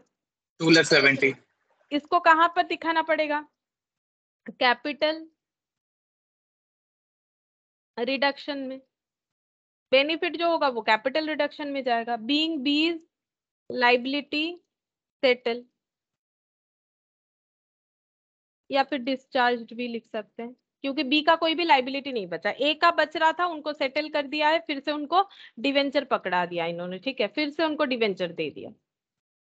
अच्छा, अब यहाँ पर थर्ड नंबर पॉइंट बोल रहा है कि in full settlement of 75% of the claim unsecured creditor other than A and B, A B के अलावा जितना अनसिक्योर्ड क्रेडिटर बच रहा है उसका 75%, ठीक है। तो यहाँ पर ये पहले लिख लेते हैं, देखो यहाँ पर एक वर्किंग नोट बना लेते हैं, समझ में आ जाएगा ये साइड में, ठीक है। अनसिक्योर्ड क्रेडिटर यानी ट्रेड पेबल, शायद ट्रेड पेबल लिखा हुआ था, मैंने क्रेडिटर लिख दिया। अच्छा, ये कितना है, 4,50,000, 4,50,000। इसमें से माइनस कर दिया जाएगा ए एंड बी का। ए एंड बी का कितना कितना है? 90 और 60। तो कितना बचेगा? ये है ए, ये है बी का। तो बचा कितना? 90 और 60 कितना हो जाएगा? 1,50,000 शायद। 3 लाख बचेगा। 3 लाख बच रहा है अदर देन ए बी। अब आगे पढ़ेंगे। In full settlement of 75% of claim, unsecured creditor other than A and B agreed to accept 4 share of 7.50 each. तो 75% claim, इसका 75% का कैसे एडजस्टमेंट होगा वो बोला है। तो इसका 75% मतलब कितना हो जाएगा? इनटू करो। 3 लाख का 75%। 3 लाख तो बचा हुआ है। हाँ 2,25,000। हाँ 2,25,000, 75% क्लेम मतलब इसको फुल सेटल कर दिया जाएगा। कैसे? Agreed to accept 4 shares of 7.50 each. इनको दिया जाएगा 4 शेयर्स 7.50 का। ठीक है, इनको 4 शेयर्स दिया जाएगा 7.50 का, fully paid against their claim for each share of 60 each. अच्छा, एक एक शेयर का यहाँ पर क्या बोला? एक बार 7.5 और एक बार बोल रहा है 60 ईच। एक बार फिर से पढ़ लेते हैं। In full settlement of 75% of claim, unsecured creditor other than A and B agreed to accept 4 shares. 4 share accept करना है इनको। ठीक है, 4 शेयर्स एक्सेप्ट करना है 7.50 ईच का, fully paid comma fully paid against their claim for each share of 60 each. एक एक शेयर 60 रुपीज वाला। पहले ये देख लेते हैं, एक एक शेयर 60 रुपीज वाला बोल रहा है। तो अगर 2,25,000 का क्लेम होता है 75%, पहले बोला कि जितना भी अनसिक्योर्ड क्रेडिटर है अदर देन ए बी, तो ए बी का अमाउंट पता था। अदर देन ये हो गया other than A and B. इसका 75% का सेटलमेंट कैसे होगा? सबको उस क्लेम के अगेंस्ट में 60 रुपीज वाला शेयर मिलेगा। अगर इतने रुपए का हम लोग 60 रुपीज वाला शेयर डिस्ट्रीब्यूट करेंगे तो नंबर ऑफ शेयर्स कितना होगा? नंबर ऑफ शेयर्स कितना होगा? 2,25,000 रुपीज मुझे पे करना है, लेकिन हम इसके जगह इक्विटी शेयर देने वाले हैं 60 रुपीज का एक इक्विटी शेयर। मतलब 60 रुपीज का क्लेम 3750। हाँ 60 से डिवाइड करना पड़ेगा। 3750 शेयर्स मिलेगा। तो ये हो गया एक एक शेयर का वैल्यू, लेकिन सबको क्या मिलेगा? 4 शेयर मिलेगा और उसका वैल्यू 60 के जगह 7.50 कर दिया जाएगा। इसका मतलब ये होता है, फिर से समझाते हैं। यहाँ पर जब एग्री इन्होंने क्या किया है? इन्होंने एग्री ये किया है कि हम लोग एक्सेप्ट करेंगे 4 शेयर, एक क्लेम के जगह 4 शेयर एक्सेप्ट करेंगे। 7.50 का एक शेयर होना चाहिए। मतलब 7.50 का क्लेम को कैंसिल करने के लिए 4 शेयर इनको देना पड़ेगा 7.50 वाला। ठीक है, मतलब 4 शेयर मिलना चाहिए 7.50 इस तरह से। ठीक है, और इनका जो शेयर का वैल्यू वो कैसे डिसाइड किया गया है? Fully paid against their claim. इनका जो क्लेम है उसके अगेंस्ट में 60 रुपीज करके माना गया है। तो उसके अगेंस्ट में 60 रुपीज करके अगर मानेंगे तो शेयर का वैल्यू जो है वो हम लोग का हो जाता है। कहाँ चला गया? ये लो, ये कहाँ चला गया? अच्छा, हाँ ये हो गया 3750 नंबर ऑफ शेयर्स। ठीक है, अब हम लोग इसमें यहाँ पर लिखेंगे, ये है, इसको लिखते हैं यहाँ पर। ये लैंग्वेज थोड़ा चेंज कर देते हैं। यहाँ पर लैंग्वेज लिखना चाहिए हम लोगों को, considering claim for shares of ₹60 each. इतना सारा हो जाएगा। ठीक है, और number of share to be issued, कितना शेयर इशू करना पड़ेगा? 4 शेयर। तो 3750 इंटू 4। ठीक है, 4 शेयर इशू करना पड़ेगा, तो 4 गुना शेयर इशू करना पड़ेगा। टोटल क्लेम के हिसाब से जितना शेयर हो रहा है उसका 4 गुना शेयर इशू करना पड़ेगा। यही तो बोला है यहाँ पर।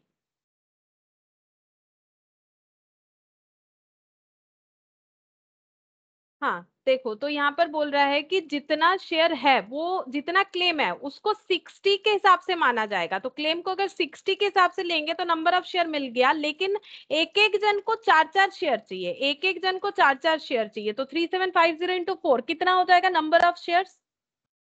15,000। 15,000। और इस शेयर का वैल्यू कितना किया जाएगा? 7.5। तो वैल्यूएशन कितना हो जाएगा? 1,12,500। 1,12,500। तो ये 2,25,000 के क्लेम को रीपे करने के रीपे करते वक्त हम लोग कितना पे मतलब कितना शेयर इशू करेंगे? 1,12,500 का शेयर इशू करेंगे, ठीक है।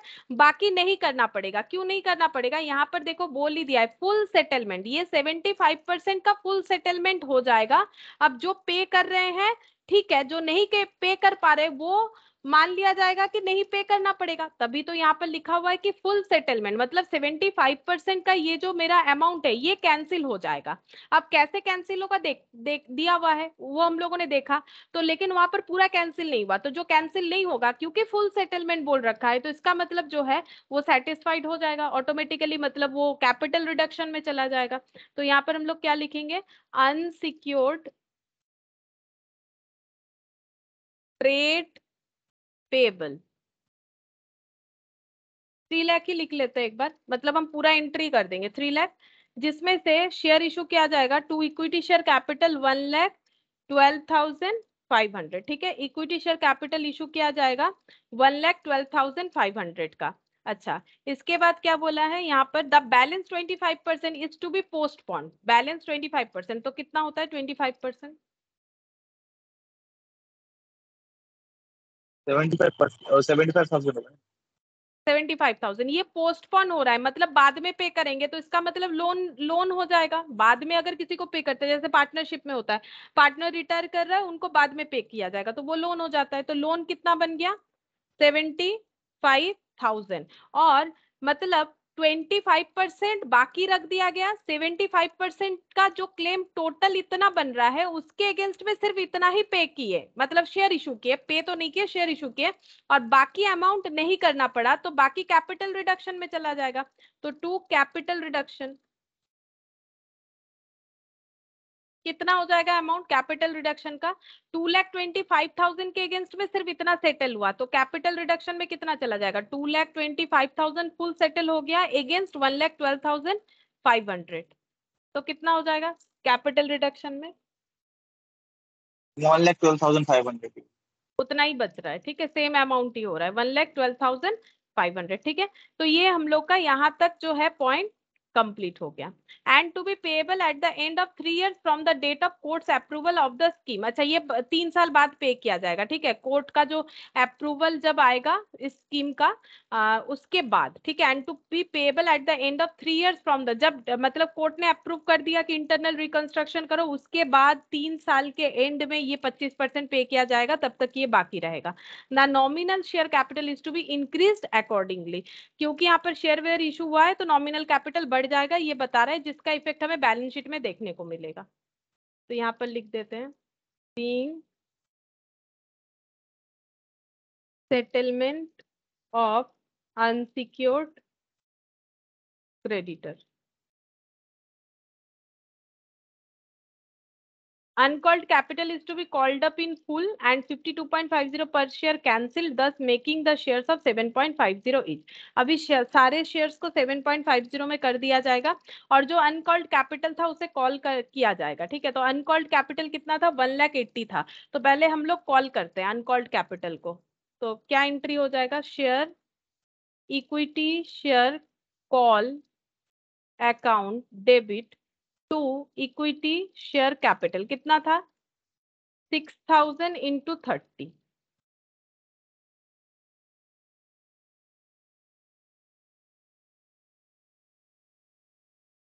Being final call due।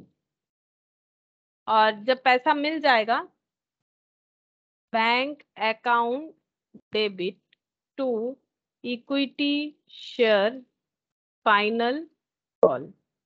Being final call money received 1,80,000। अच्छा, पहले अनकॉल्ड कैपिटल को कॉल करना है, कर लिया हम लोगों ने। Uncalled capital is to be called up in full हो गया। एंड 52.50 पर शेयर कैंसिल। ऐसा क्यों बोल रहा है? क्योंकि टोटल कैपिटल 60 रुपीज का था, जिसमें से 30 कॉल था और 30 अनकॉल्ड था, ठीक है। अभी दोनों ही हो गया, यानी 60 हो गया। अब 60 वाला शेयर्स को कितने से कैंसिल करना है? 52.50। अब 60 का वैल्यू 52.50 से अगर हम लोग कम कर देंगे तो कितना वैल्यू बचेगा?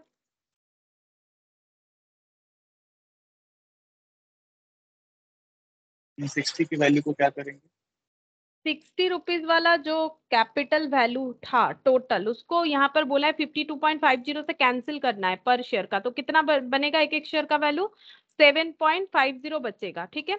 और ये यस मैम। 7.50 ही करने के लिए बोला गया है ताकि एट पर हो जाए सारा, 7.50 ही करना है। तो यहाँ पर रिडक्शन कर दिया हम लोगों ने, ये कैपिटल रिडक्शन करना है तो कैपिटल रिडक्शन कर देंगे। यहाँ पर हो जाएगा equity share capital account debit, कितना हुआ है? 60,000 इंटू 60, क्योंकि अनकॉल्ड को भी कॉल्ड कर लिया हम लोगों ने, 3,60,000 टू इक्विटी शेयर कैपिटल, ये 60 वाला मैम था अभी। 60,000 इंटू 60 करेंगे तो वो हो जाएगा ना? नहीं 60,000, ये 6,000 था। 6,000 तब मैम हाँ 3,60,000। 7.5, ये 6,000 था ना, यहाँ तो हम लोगों ने यहाँ पर लिखा था, ये देखो ये 6,000। अच्छा, ये वाला अब यहाँ पर हो जाएगा 6,000 इंटू 7.5, जितना होगा बाकी कैपिटल रिडक्शन में चला जाएगा। 6,000 इंटू 7.5 कितना हो जाएगा? 6,000 इंटू 7.5, 45,000। अच्छा 45,000 हो गया, ठीक है। और बाकी कैपिटल रिडक्शन में कितना चला जाएगा? ये जो कम करने के लिए बोला, या बैलेंस कर लो, 52.5 हो जाएगा ना, 52.5 करके 6,000, या फिर माइनस करके भी लिख सकते हैं। 3,15,000। 3,15,000 ये हो गया being equity share capital reduced. अच्छा, अब चेक करेंगे कैपिटल रिडक्शन करके प्रॉफिट लॉस क्या हुआ। तो एंट्री यहाँ से स्टार्ट था, ठीक है। तो कैपिटल रिडक्शन 2,10,000, यहाँ पर लिखते हैं क्रेडिट हुआ है 2,10,000। अच्छा, के बाद कैपिटल रिडक्शन 2,70,000,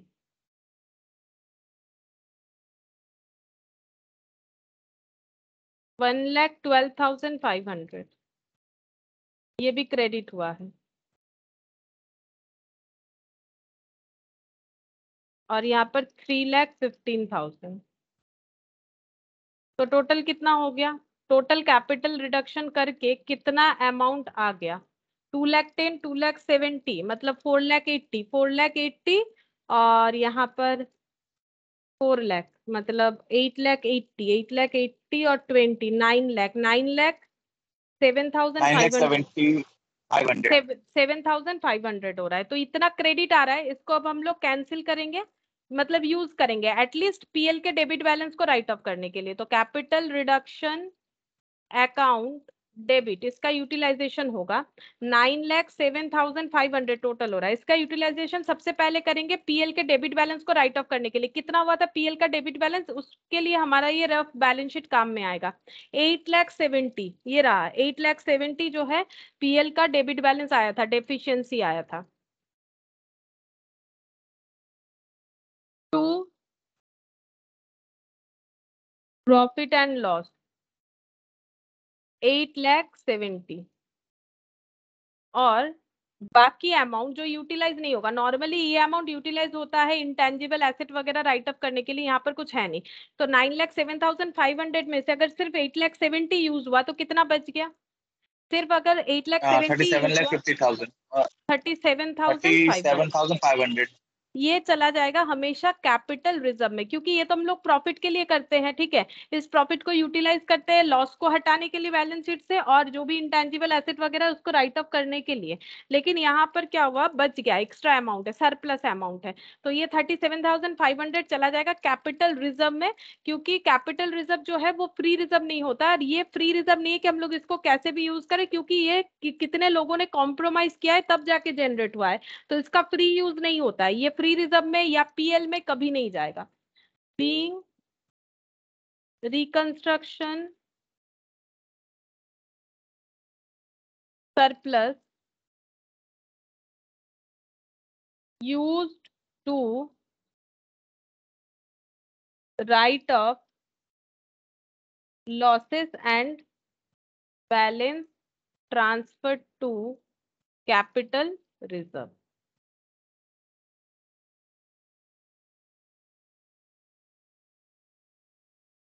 अच्छा, और यहाँ पर कुछ कर give assuming that the scheme is duly approved by all parties interested and by the court give necessary journal entries.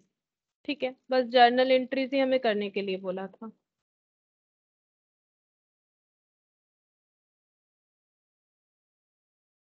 यहाँ पर इन्होंने इस तरह का बैलेंस शीट बनाया है जहां पर ये 8,70,000 दिख रहा है. अच्छा,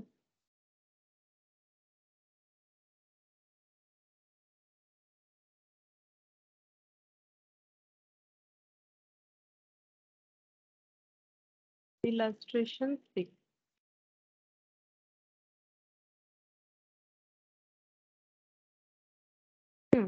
देखो इसमें क्या बोला, इलस्ट्रेशन 6 में बोला है वैभव लिमिटेड था शायद, हाँ, Vaibhav limited gives the following ledger balances as at 31 March 2001. Property plant equipment investment market value, ये बुक वैल्यू है. करेंट एसेट पीएल का debit balance, share capital 2 crore, 6% cumulative preference share 1 crore ऐसा कुछ है, 5% debenture creditor, provision for taxation. The following scheme of internal reconstruction is sanction. क्या क्या बोला है, all the existing equity share are reduce to 40 each. सारे shares को ₹40 में कम कर देना. ठीक है, हम लोग एक एक स्कीम पढ़ते हुए करते हैं. ठीक है, यहाँ पर पहले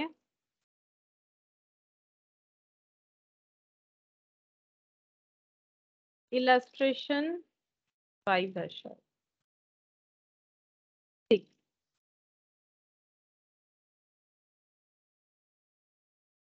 पहले बोल रहा है कि सारे शेयर्स को रिड्यूस करना है 40. इक्विटी शेयर्स को, इक्विटी शेयर कितना करके था, 100 करके था. तो क्या एंट्री होगा, equity share capital account debit, ये था 100 वाला.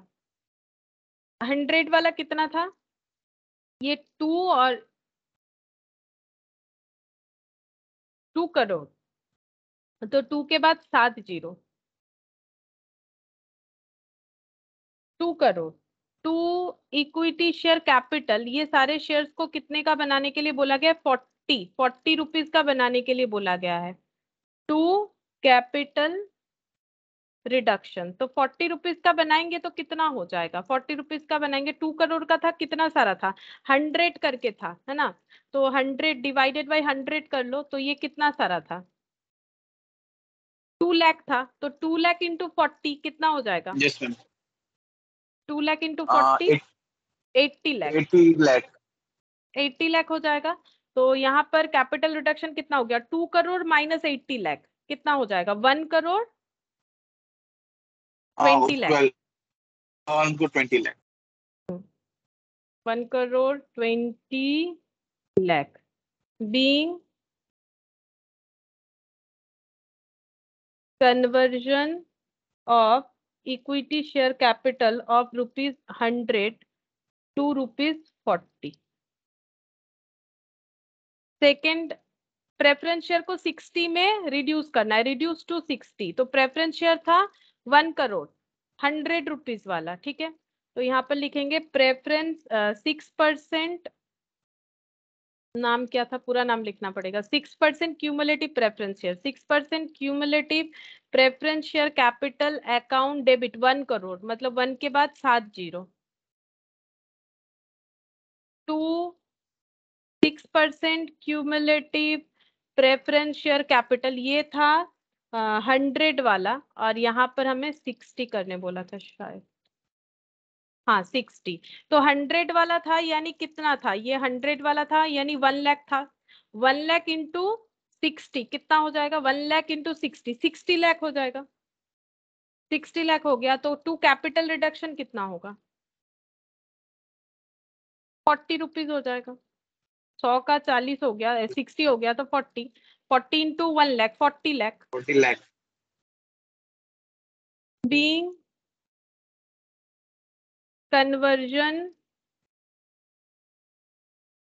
of 6% cumulative preference share of ₹100 ₹2.60 each.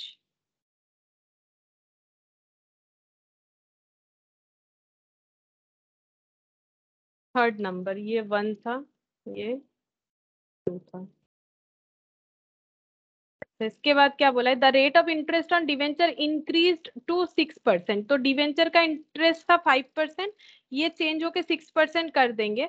The debenture holder surrender their existing debenture of 100 each and exchange the same for fresh debenture of 70।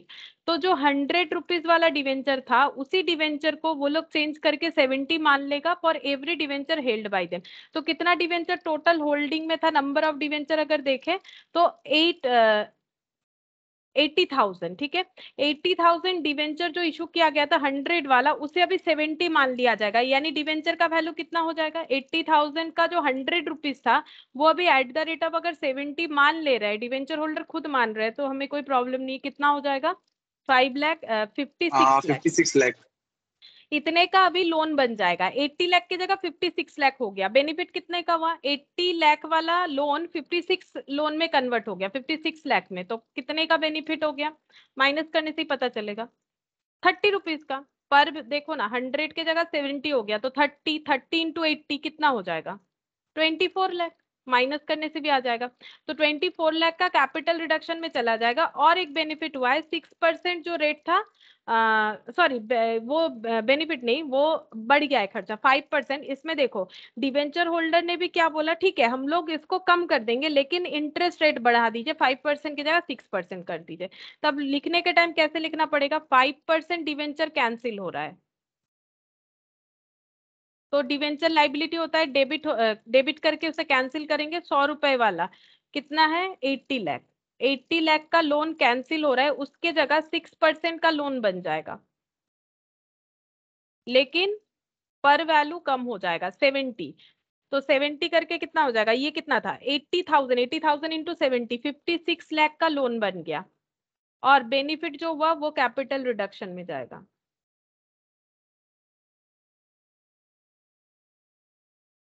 30 rupees का बेनिफिट हो गया, 30 into 80, 24 lakh.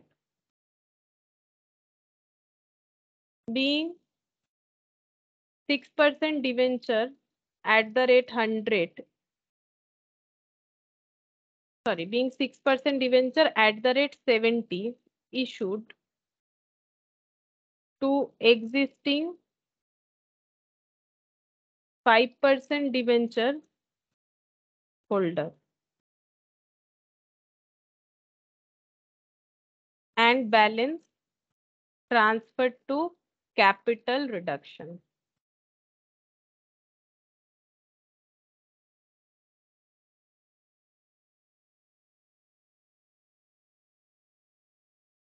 Next यहाँ पर क्या बोला है, property plant equipment is to be written down by 20%, current asset are to be revalued 90 lakh, investment are to be brought to their market value. तो ये सब एसेट का चेंजेस बोला है, तो एसेट का चेंजेस तो नॉर्मली हम लोग कैपिटल रिडक्शन का बैलेंस जो होता है उसको यूज करके करते हैं। आगे और कुछ बोला है क्या, देख लेते हैं। वन ऑफ द क्रेडिटर, ये रहा क्रेडिटर, लाइबिलिटी कैसे कैंसिल हो रहा है, ये सब हम लोग करेंगे। ये अभी क्यों नहीं किया, क्योंकि इसके लिए कैपिटल रिडक्शन में जितना भी प्रॉफिट बनता है उसको यूटिलाइज करना पड़ता है, इसीलिए इसको लास्ट में किया जाता है।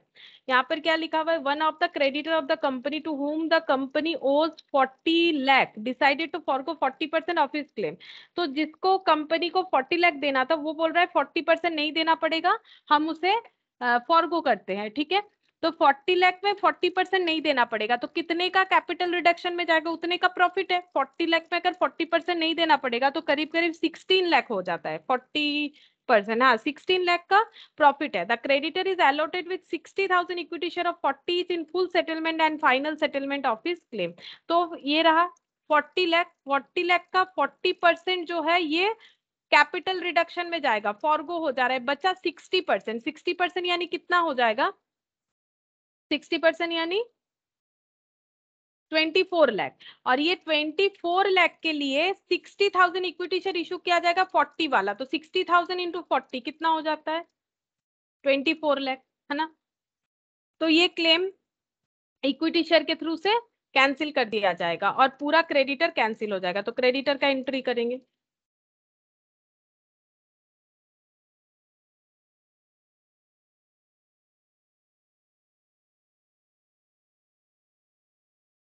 4th number. ये देखो फिर से बता देते, यहाँ पर 40 लाख का क्रेडिटर था जो 40% क्लेम नहीं कर रहा है, फॉरगो कर रहा है, तो यहाँ पर एंट्री क्या हो जाएगा इस तरह से, sundry creditor account debit 40 lakh to capital reduction, जितना पे नहीं करना पड़ेगा उतना कंपनी फॉरगो कर देगी, तो कैपिटल रिडक्शन 40%, यानी 40 लाख का 40% कितना हो जाएगा 16 लाख, ये नहीं पे करना पड़ेगा। और बाकी अमाउंट जो होता है, बाकी कितना होगा 60%, तो 40 लाख का 60% कितना होता है, 40 लाख का 60% 24 लाख होता है। उसके लिए कंपनी शेयर इशू कर रही है 60,000 शेयर, इक्विटी शेयर 40 वाला, ठीक है। तो इसके जगह to equity share capital 40 rupees वाला इशू कर रही है कंपनी 60,000, तो यहाँ पर हो गया 24 लाख। इस तरह से अपना क्लेम सेटल कर ले रही है। बीइंग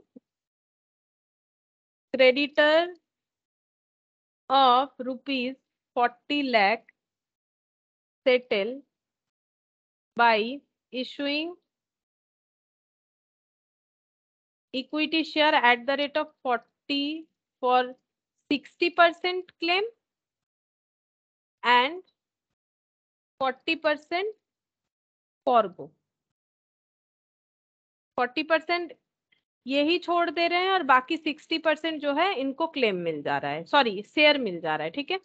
अच्छा, अब इसके जगह नेक्स्ट क्या बोला है, the tax liability is to be settled for 3 lakh, it is decided to write off the debit balance of profit and loss account. ये सारा ही पॉइंट जो है ये हो जाएगा कैपिटल रिडक्शन का। तो टैक्स लाइबिलिटी देखते हैं कितना था, tax liability is to be settled at 3 lakh, tax liability था कितने का, अच्छा प्रोविजन 2 लाख किया हुआ था, देखो 2 लाख का प्रोविजन किया हुआ था, तो ये हम लोग यूज कर सकते हैं टैक्स पे करने के लिए, लेकिन टैक्स का लाइबिलिटी 3 लाख हुआ है, तो कितना एक्स्ट्रा पे करना पड़ेगा सोचो।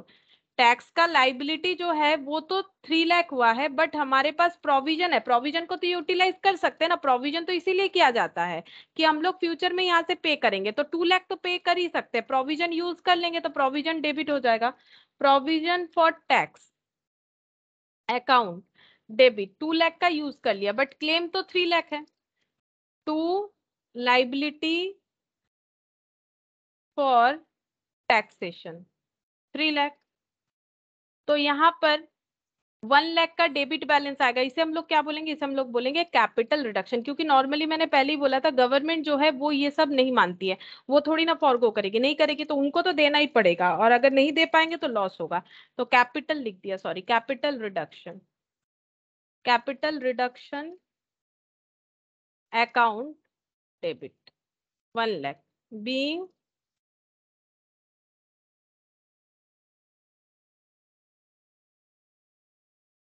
conversion of the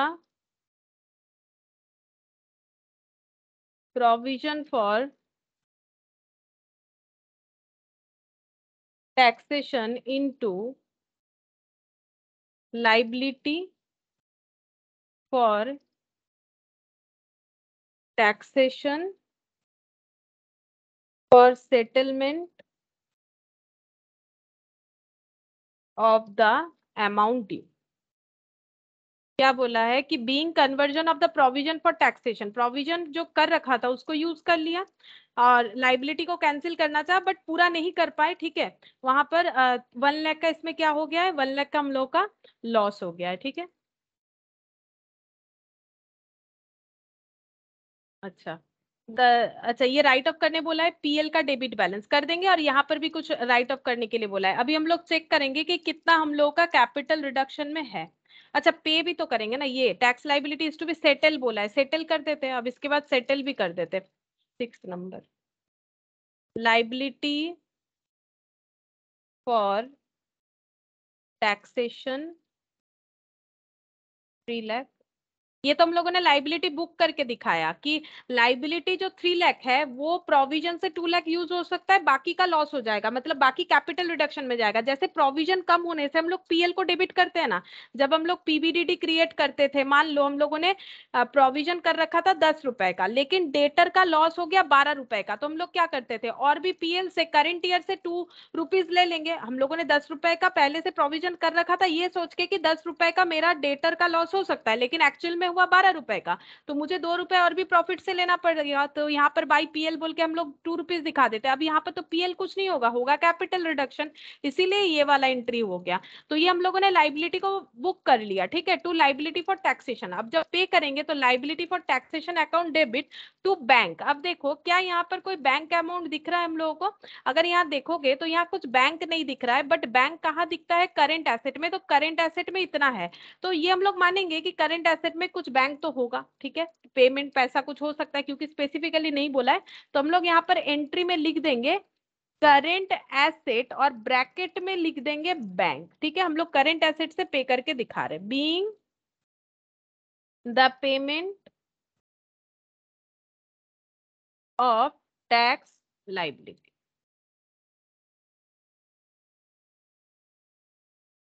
रिलैक्स हो गया, ठीक है। अब यूज करेंगे जो भी कैपिटल रिडक्शन में है उसको यूज करेंगे ये सब राइट ऑफ करने के लिए, लाइक हम लोगों का पीएल प्रॉपर्टी प्लांट इक्विपमेंट में कुछ कम ज्यादा करने बोला था। ये सब देखते हैं कितना कितना कैपिटल रिडक्शन हुआ। ये है 1,20,00,000।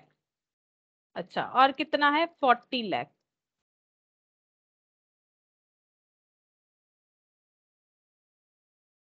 24 लाख। 16 लाख।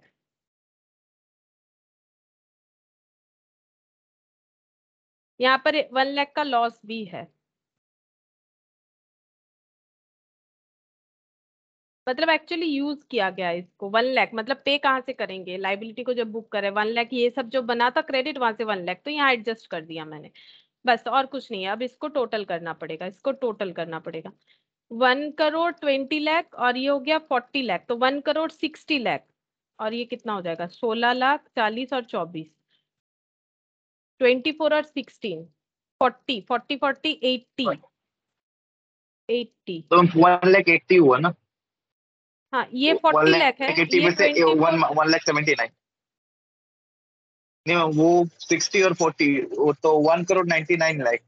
1,99,00,000, 1,99,00,000 हो रहा है, ठीक है। ये दोनों मिला के हो गया 40 40 40 80 80 और 20 हो जाता है 1 करोड़। 2 करोड़, 2 करोड़ से 1 लाख माइनस, तो 1,99,00,000, ठीक है। अब इसको यूटिलाइज करेंगे वो सब राइट ऑफ करने के लिए जो यहाँ पर मिडिल में बोल रखा था, प्रॉपर्टी प्लांट इक्विपमेंट 20%, तो इसको यूज कर सकते हैं। तो यहाँ पर यूज करेंगे, एंट्री नंबर हो गया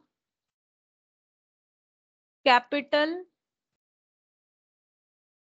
रिडक्शन अकाउंट डेबिट 1,99,00,000। जितना यूज होगा होगा, बाकी कैपिटल रिजर्व में ट्रांसफर कर देंगे। अगर एक्स्ट्रा बच जाता है तो क्या क्या राइट ऑफ होगा, प्रॉपर्टी प्लांट इक्विपमेंट 20%, तो पीपीई 20% राइट ऑफ करना है। 2,50,00,000 का 20% राइट ऑफ करेंगे, तो 2 पीपीई कितना हो जाएगा इसका 20%, 2,50,00,000 का 20% कितना हो जाएगा 50 लाख। 20% 50 मतलब लाख 150 लाख। 50 लाख 50 लाख हो गया, 50 और 50 50 लाख पीपीई कर दिया राइट ऑफ जितना बोला था। अच्छा, उसके बाद करेंट एसेट को 90 लाख में रिवैल्यूट करने बोला है। करेंट एसेट था कितना, करेंट एसेट था 2 करोड़, 2 करोड़ से 90 लाख तो कितना कम हो गया उतना दिखाएंगे। 1,10,00,000 1,10,00,000 1,10,00,000 current asset. Investment market value पे लेके जाना है, तो कितना डिफरेंस हो जाएगा, 19 लाख करना है 20 लाख से, तो कम हो गया 1 लाख। To investment 1 lakh. अच्छा, और पीएल डेबिट बैलेंस को राइट ऑफ करना है 12 लाख।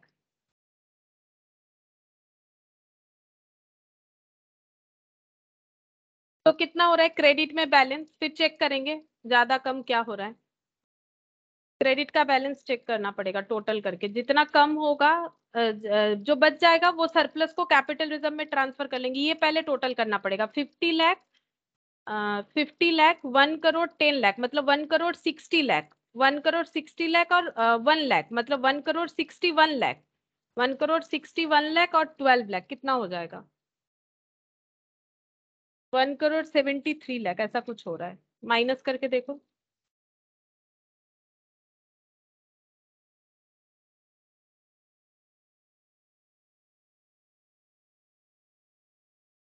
हर जगह से 5 5 जीरो हटाने से ही तो हो जाएगा। यहाँ से 5 जीरो हटा देते हैं 12, यहाँ से 5 जीरो हटा 26 लाख में बच रहा है। 26 लाख करेक्ट, 26 लाख बच जा रहा है। तो ये 26 लाख कहाँ ट्रांसफर हो जाएगा कैपिटल रिजर्व में। जो बच जाता है वो कैपिटल रिजर्व में चला जाएगा, जो कि फ्री रिजर्व नहीं होता है, बैलेंस करके मिला। 26 लाख ना, 26 lakh being amount of capital reduction used to write off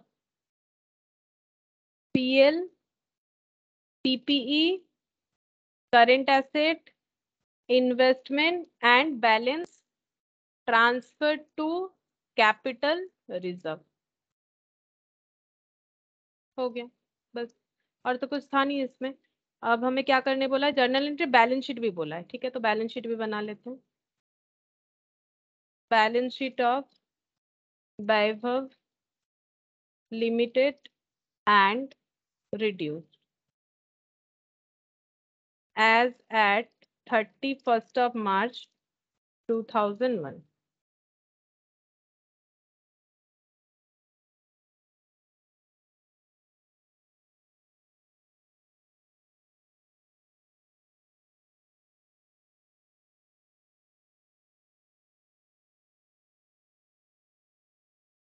equity and liabilities, पहले से कोई बैलेंस शीट बना हुआ नहीं था, रफ इंफॉर्मेशन था, वहीं से बनाना पड़ेगा।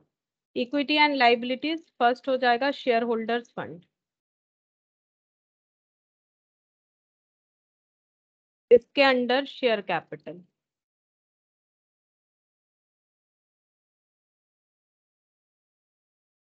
रिजर्व एंड सरप्लस इस बार लिखेंगे क्योंकि ये कैपिटल रिजर्व जो बना एक्स्ट्रा वो यहाँ ट्रांसफर कर देंगे, रिजर्व एंड सरप्लस। और क्या आ जाएगा, क्या कोई नॉन करेंट लाइबिलिटी था, चेक करते हैं। हाँ ये था ना डिवेंचर, और डिवेंचर ये चेंज होके नया वाला बना है, लेकिन है non current liability. Long term borrowing, long term boring. Current liability है क्या कुछ, ट्रेड पेबल था, क्रेडिटर, हाँ इसमें से कुछ सेटल हुआ है, तो यहाँ पर लिखते हैं करेंट लाइबिलिटी। ट्रेड पेबल, बस और कुछ नहीं होगा। Asset, non current asset, non current asset में पीपीई इन्वेस्टमेंट, पीपीई इन्वेस्टमेंट,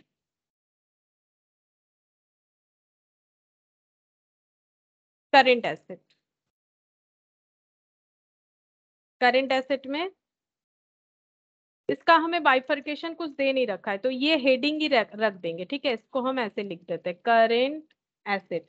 इसमें कुछ नहीं बोला है ना, तो इन्वेंट्रीज बोला था अलग से कुछ, सिर्फ करेंट एसेट बोला था। ठीक है, अब इसका नोट्स टू अकाउंट्स बनेगा, ये टोटल हो जाएगा।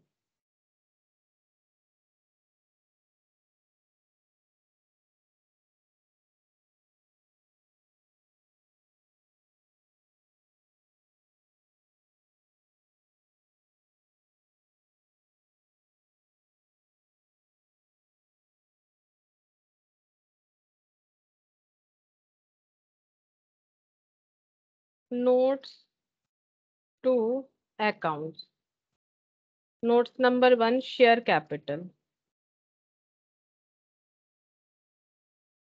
शेयर कैपिटल इसमें ऑथराइज्ड कितना होगा, शेयर कैपिटल ऑथराइज्ड तो कुछ हम लोग को अलग से बोला नहीं था, तो जो इशूड सब्सक्राइब्ड है उसी को हम लोग ऑथराइज भी लिख सकते हैं, बाकी यहाँ पर कुछ बोला नहीं था।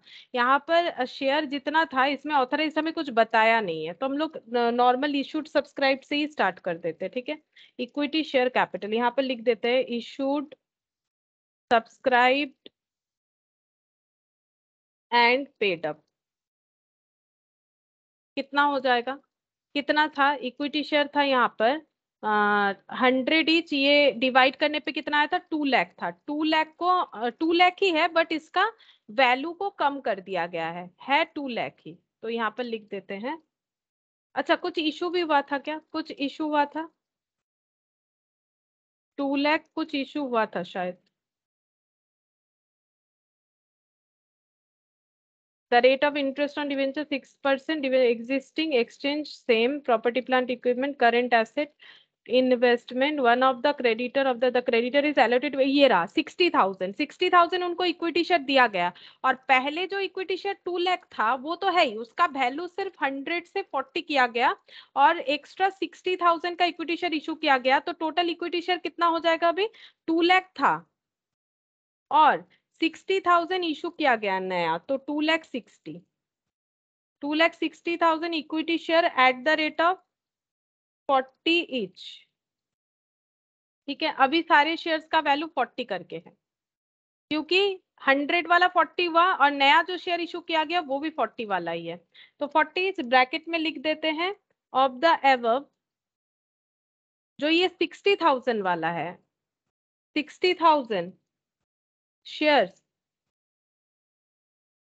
Issued other than cash, issued for other than cash, ये लिखना चाहिए, ये डिस्क्लोज होना चाहिए कि अदर देन कैश कितना शेयर इशू हुआ है।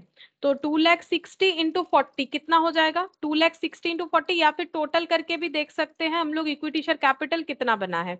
यहाँ पर ये देखो 80 लाख और 80 लाख और यहाँ पर हो गया मैम एक हो जाएगा 1 करोड़ 4 लाख। 1 करोड़ 4 लाख, इंटू करने से भी आएगा अदरवाइज भी आ जाएगा, 1 crore 4 lakh.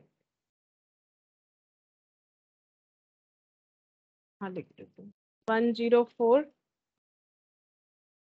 1 crore 40 lakh, I think not 4 lakh, नहीं 4 लाख, हाँ ठीक है 1 करोड़ 4 लाख ये आ जाएगा।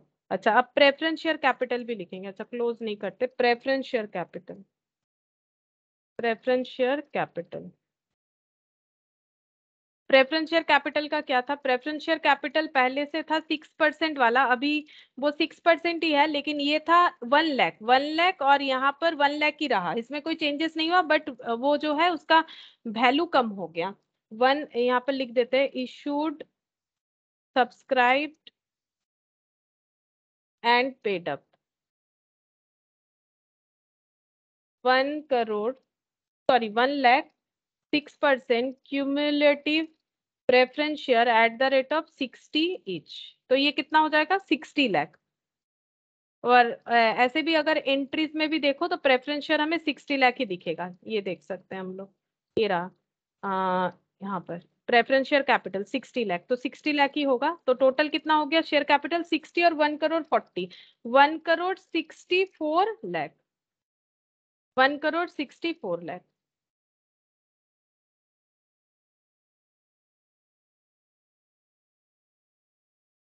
Notes number 1, 1 crore 64 lakh.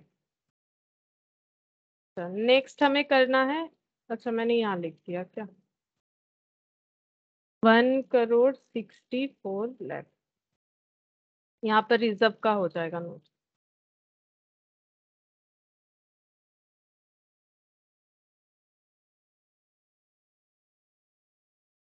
Reserve and surplus, इसमें आ जाएगा कैपिटल रिजर्व, कैपिटल रिजर्व कितना बचा था यहाँ पर इंटरनल रिकंस्ट्रक्शन के बाद, ये रहा 26 लाख, तो लिखेंगे 26 लाख, बस यही लिखना पड़ेगा 26 lakh.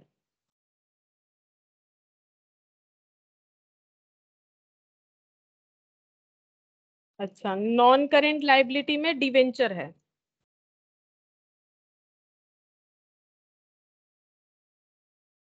Long term borrowing, debenture जो है वो कितना है डिवेंचर जो है यहाँ पर देख सकते हैं हम लोग, डिवेंचर 6% हो गया है, 6% डिवेंचर, 6% डिवेंचर। और अमाउंट मतलब डिवेंचर लोन कितना हुआ है यहाँ पर एंट्री में देखेंगे, 6% डिवेंचर हो गया है, 5% डिवेंचर था कैंसिल होकर 6%, 56 लाख हुआ है, तो यहाँ पर लिखना पड़ेगा 56 लाख, बस और कुछ नहीं था इसमें, 56 लाख, इसको यहाँ पर दिखा देंगे 56 लाख। अच्छा, करेंट लाइबिलिटी, करेंट लाइबिलिटी में उसमें एडजस्टमेंट होगा, ठीक है। तो यहाँ पर point note number 4,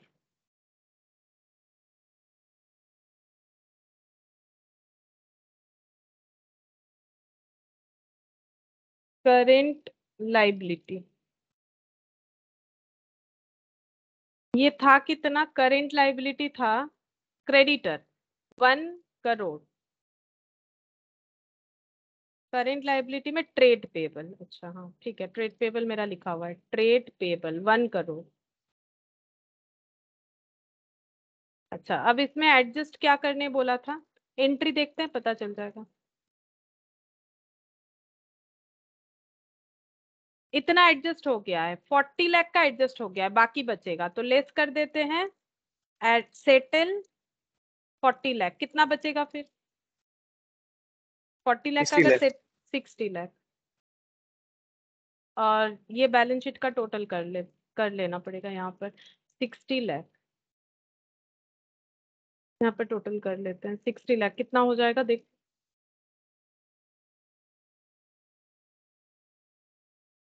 3 crore 6 lakh. 3 crore 6 lakh,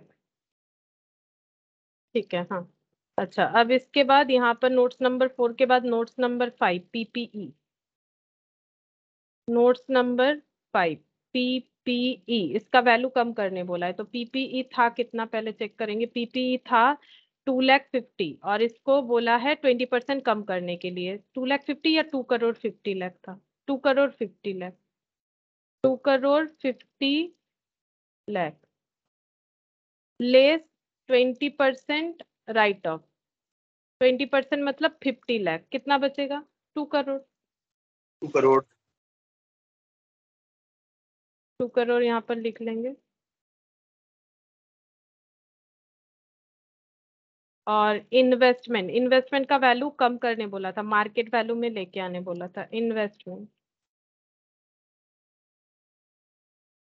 investment का वैल्यू है, मार्केट वैल्यू 90 लाख करने बोला है, बुक वैल्यू 20 लाख था, book value 20 lakh,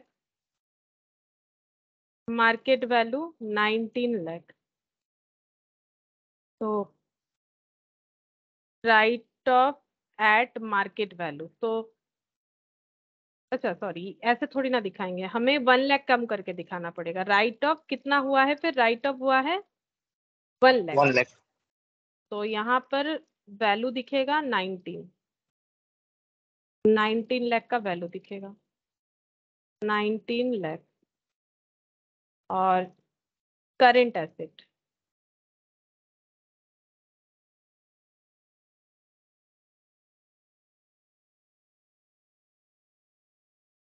book value कुछ एक था, ये है 2 करोड़, 2 करोड़ लेस कर देंगे रिटर्न ऑफ, कुछ राइट ऑफ करने के लिए बोला गया था यहाँ पर, current asset to be revalued at 90 lakh, 90 lakh में रिवैल्यूड करने के लिए बोला था, तो यहाँ पर 90 लाख में ट्रांसफर करना है, लेकिन उसके पहले कुछ यूटिलाइज भी हुआ था, यहाँ पर एंट्री देखने से पता चलेगा। यहाँ पर देखते हैं करेंट एसेट कहाँ कहाँ है, यहाँ से एंट्री स्टार्ट है, यहाँ कोई करेंट एसेट नहीं था, कोई करेंट एसेट यहाँ पर नहीं था, यहाँ पर कोई करंट एसेट, यहाँ पर है करंट एसेट 3 लाख, 3 लाख है टैक्सेशन का पेमेंट, 3 लाख टैक्सेशन का पेमेंट और 1,10,000 रिटर्न ऑफ, तो 1,10,000 रिटर्न ऑफ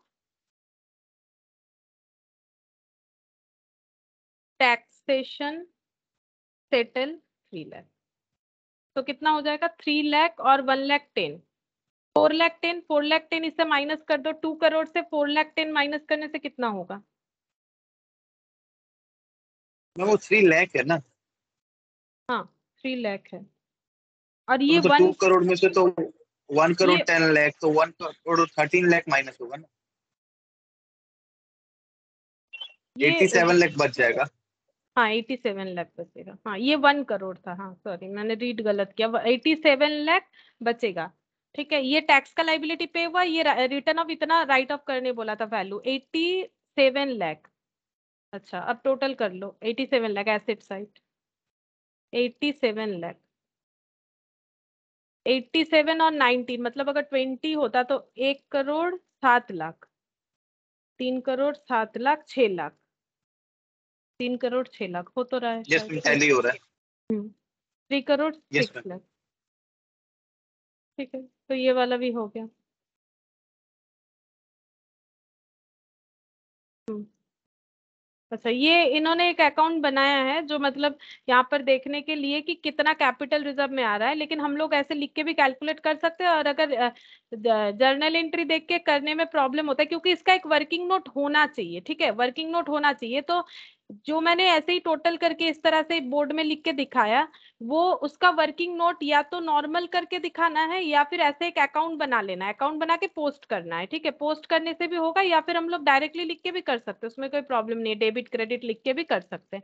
तो ये कैपिटल रिडक्शन का यहाँ पर इसीलिए दिखा रखा है, तो कैसे भी दिखाना है हम लोग को। ठीक है, कि कैसे करके 26 लाख आया वो एक बार दिखाने से बेटर रहेगा। ठीक है, फिर आज इतना ही करते हैं, नेक्स्ट दिन बाकी जो है वो करेंगे। बाय। बाय।